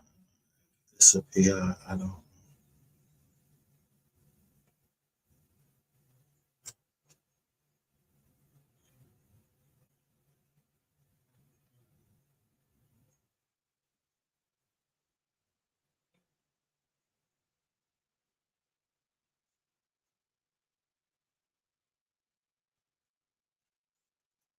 Look, this is all.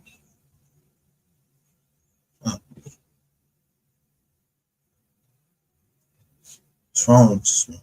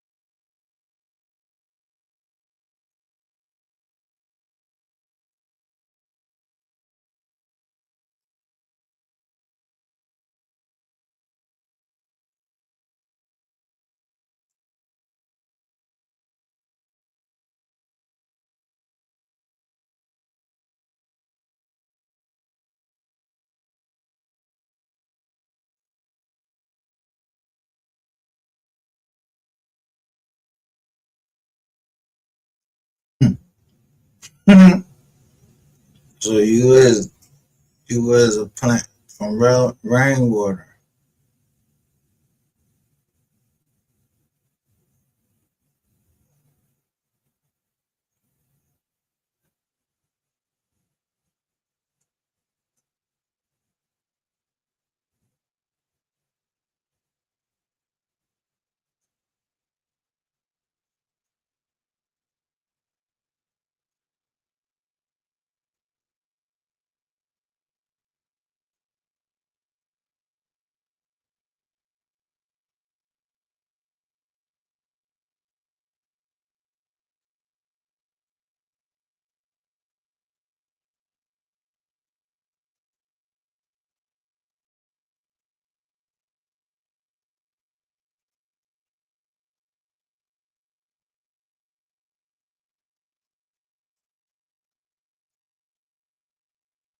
That's some nasty joints down. What's the name?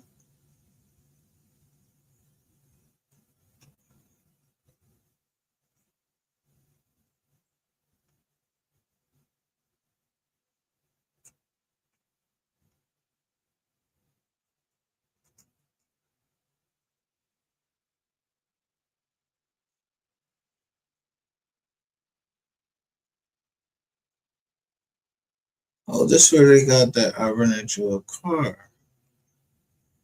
I showed you how to rent.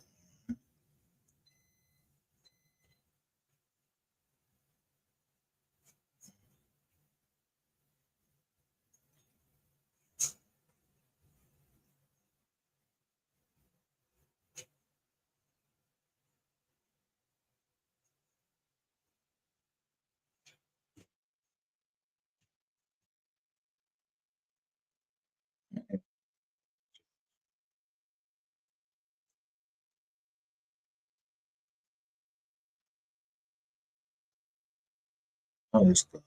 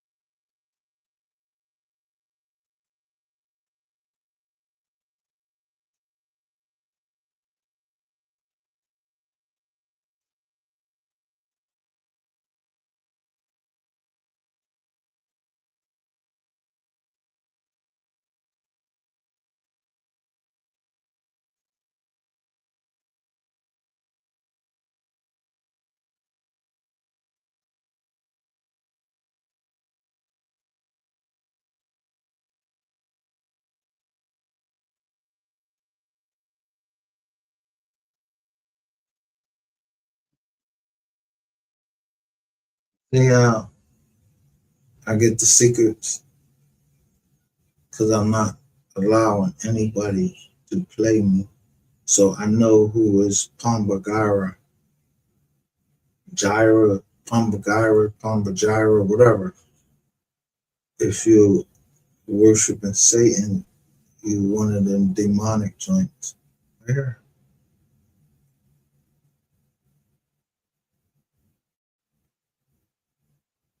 Very simple.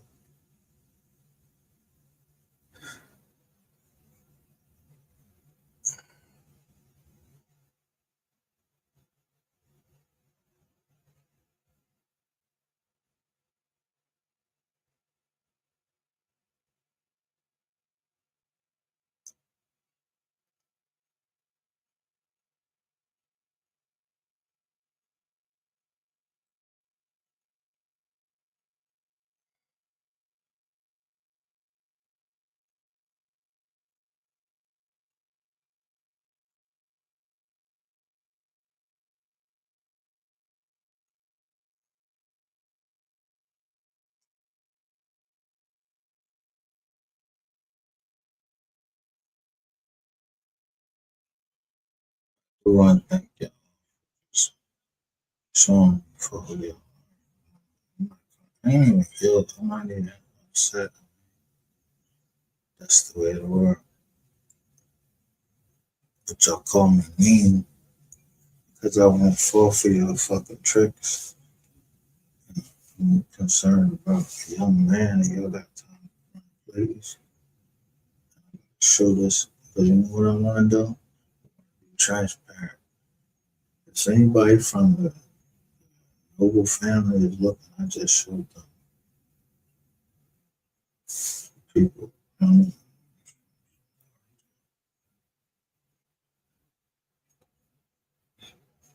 Just been playing with it.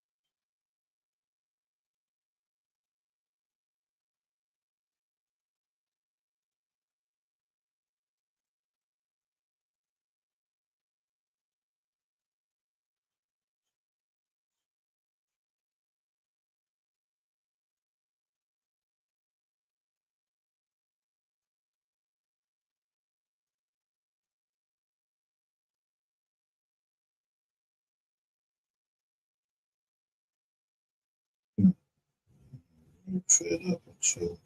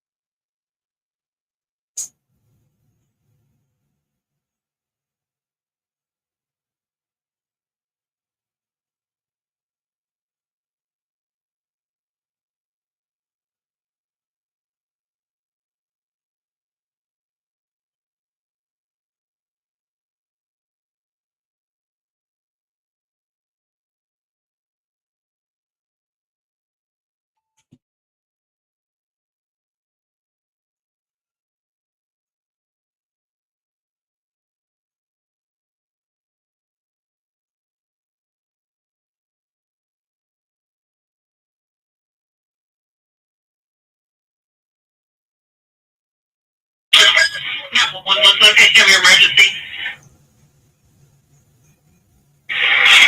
What's going on?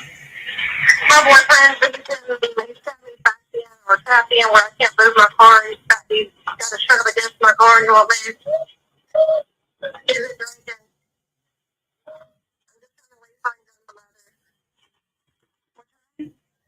Dawn, Dawn? Yeah. Yeah.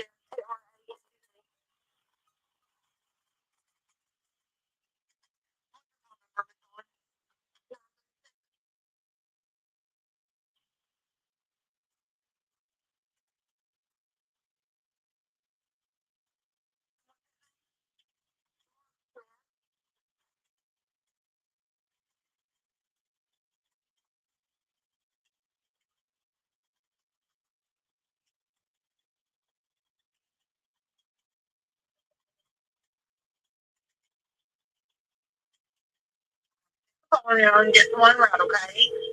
Bring it on.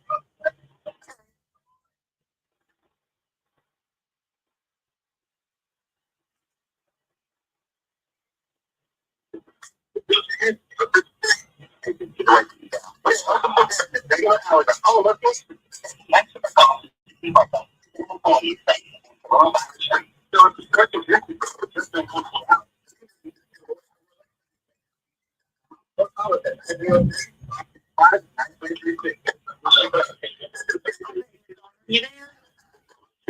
Vehicle at the end. It's a 2018 Ford F-250. What car do you want to leave? He's drinking and being belligerent. We have this fire thing going around, and I do not want to get delayed. He wants to drink. I got out of the vehicle, started walking because I don't want to be, we're not supposed to be out doing stuff like that. Supposed to be staying at home, wearing a mask. And he wants to just start drinking more and more and more. So I had a mom come pick me up, drive me back to my car. I get outside. I said, I packed me a small bag to my mom so he can cool off. And he turns around and he got me walking where I can't back my car up. And he actually probably got a ding in it. And I live here.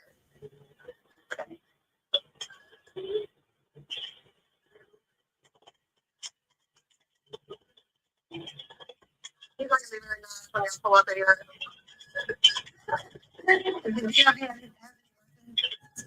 No idea.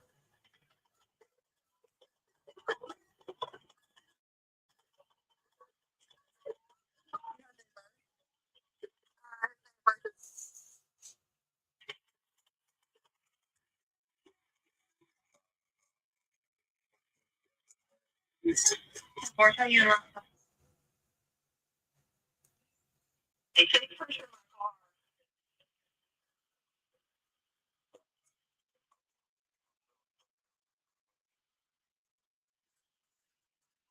or if he advises the plaintiff to see our car to come. Yeah, he's crushing my car.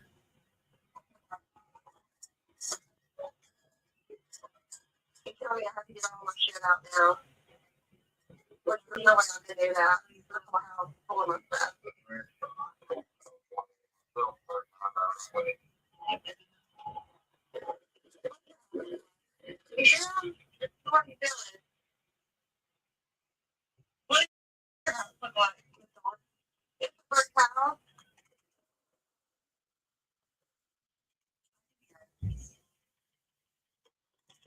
What kind of vehicle are you in?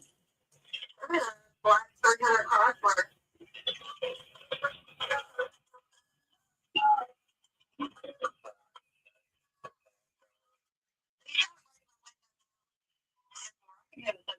Our window at the time. It's still inside now.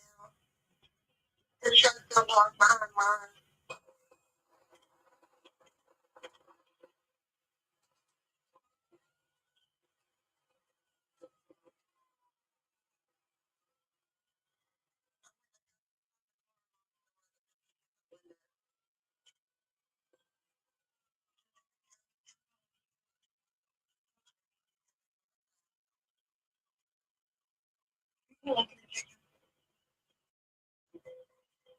He shouldn't have anything on him. He just drives and when he gets like this, he gets very agitated. I don't like to get around it, so I try to keep him just going on until he can turn around.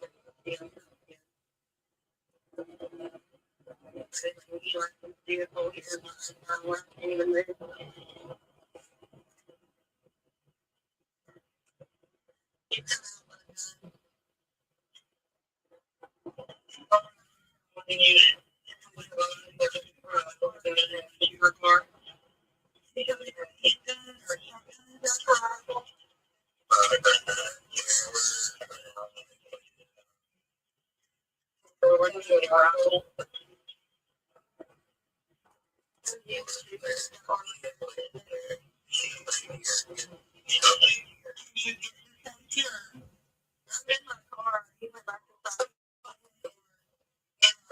He's not for being able to get around, but he doesn't have an active LTC.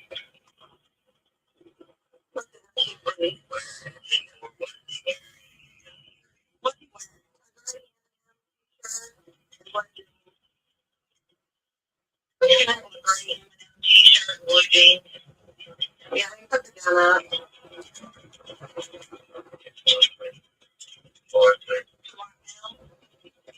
Yeah. You're yelling at me.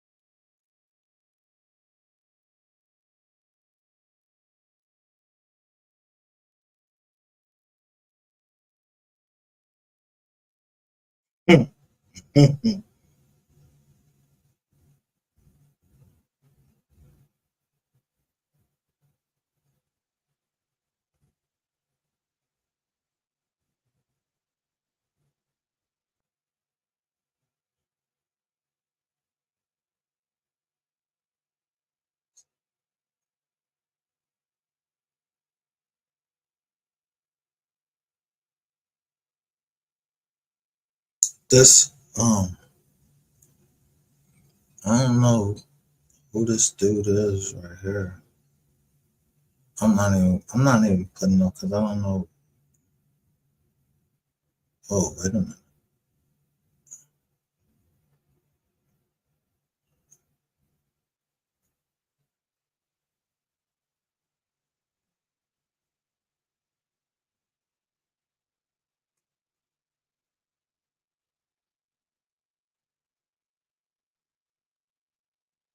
Hold on.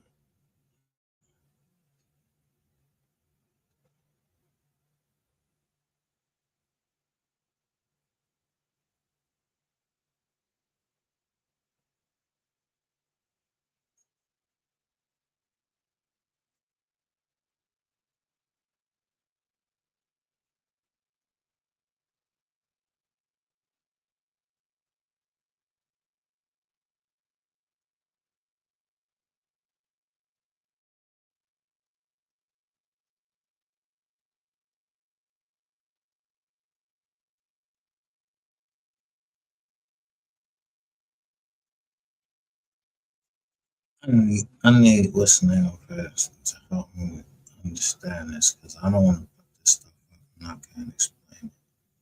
Because someone sent me this, but it was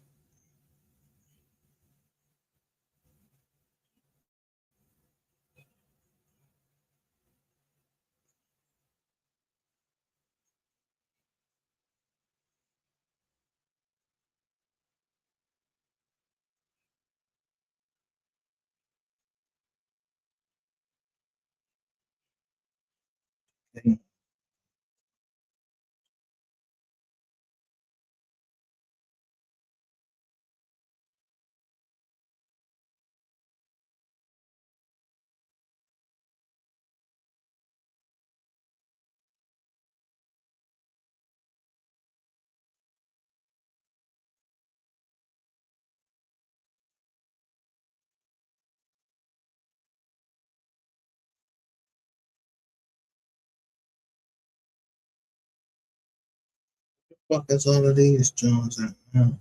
Y'all erase these Jones?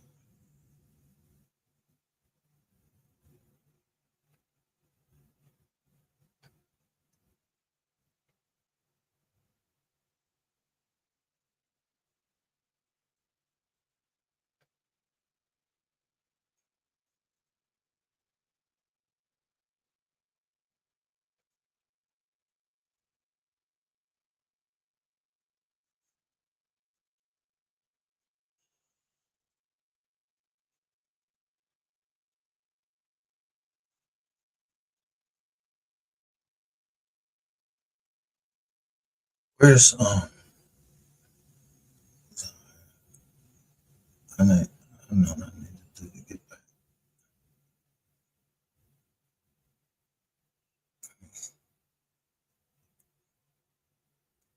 this up.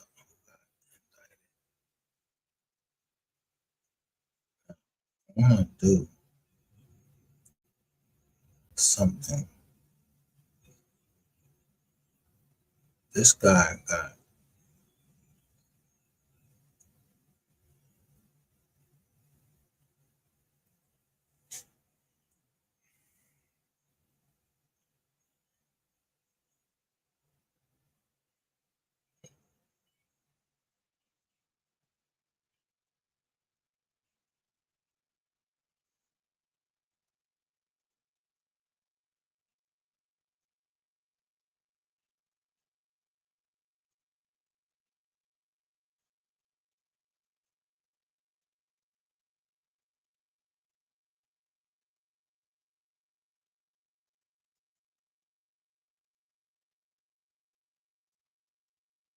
so let me see something.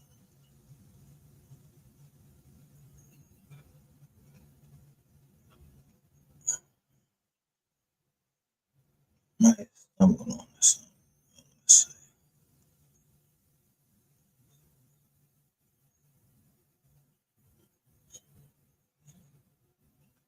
This is Eastern District of Texas.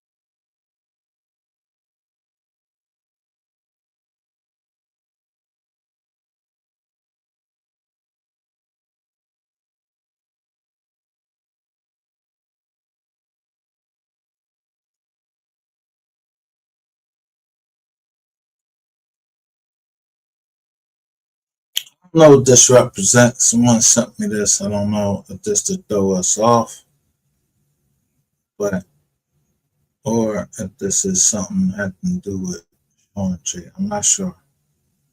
I'm not gonna put it on. I don't know this person's name.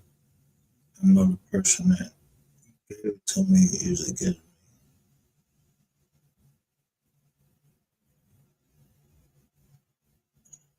Good information.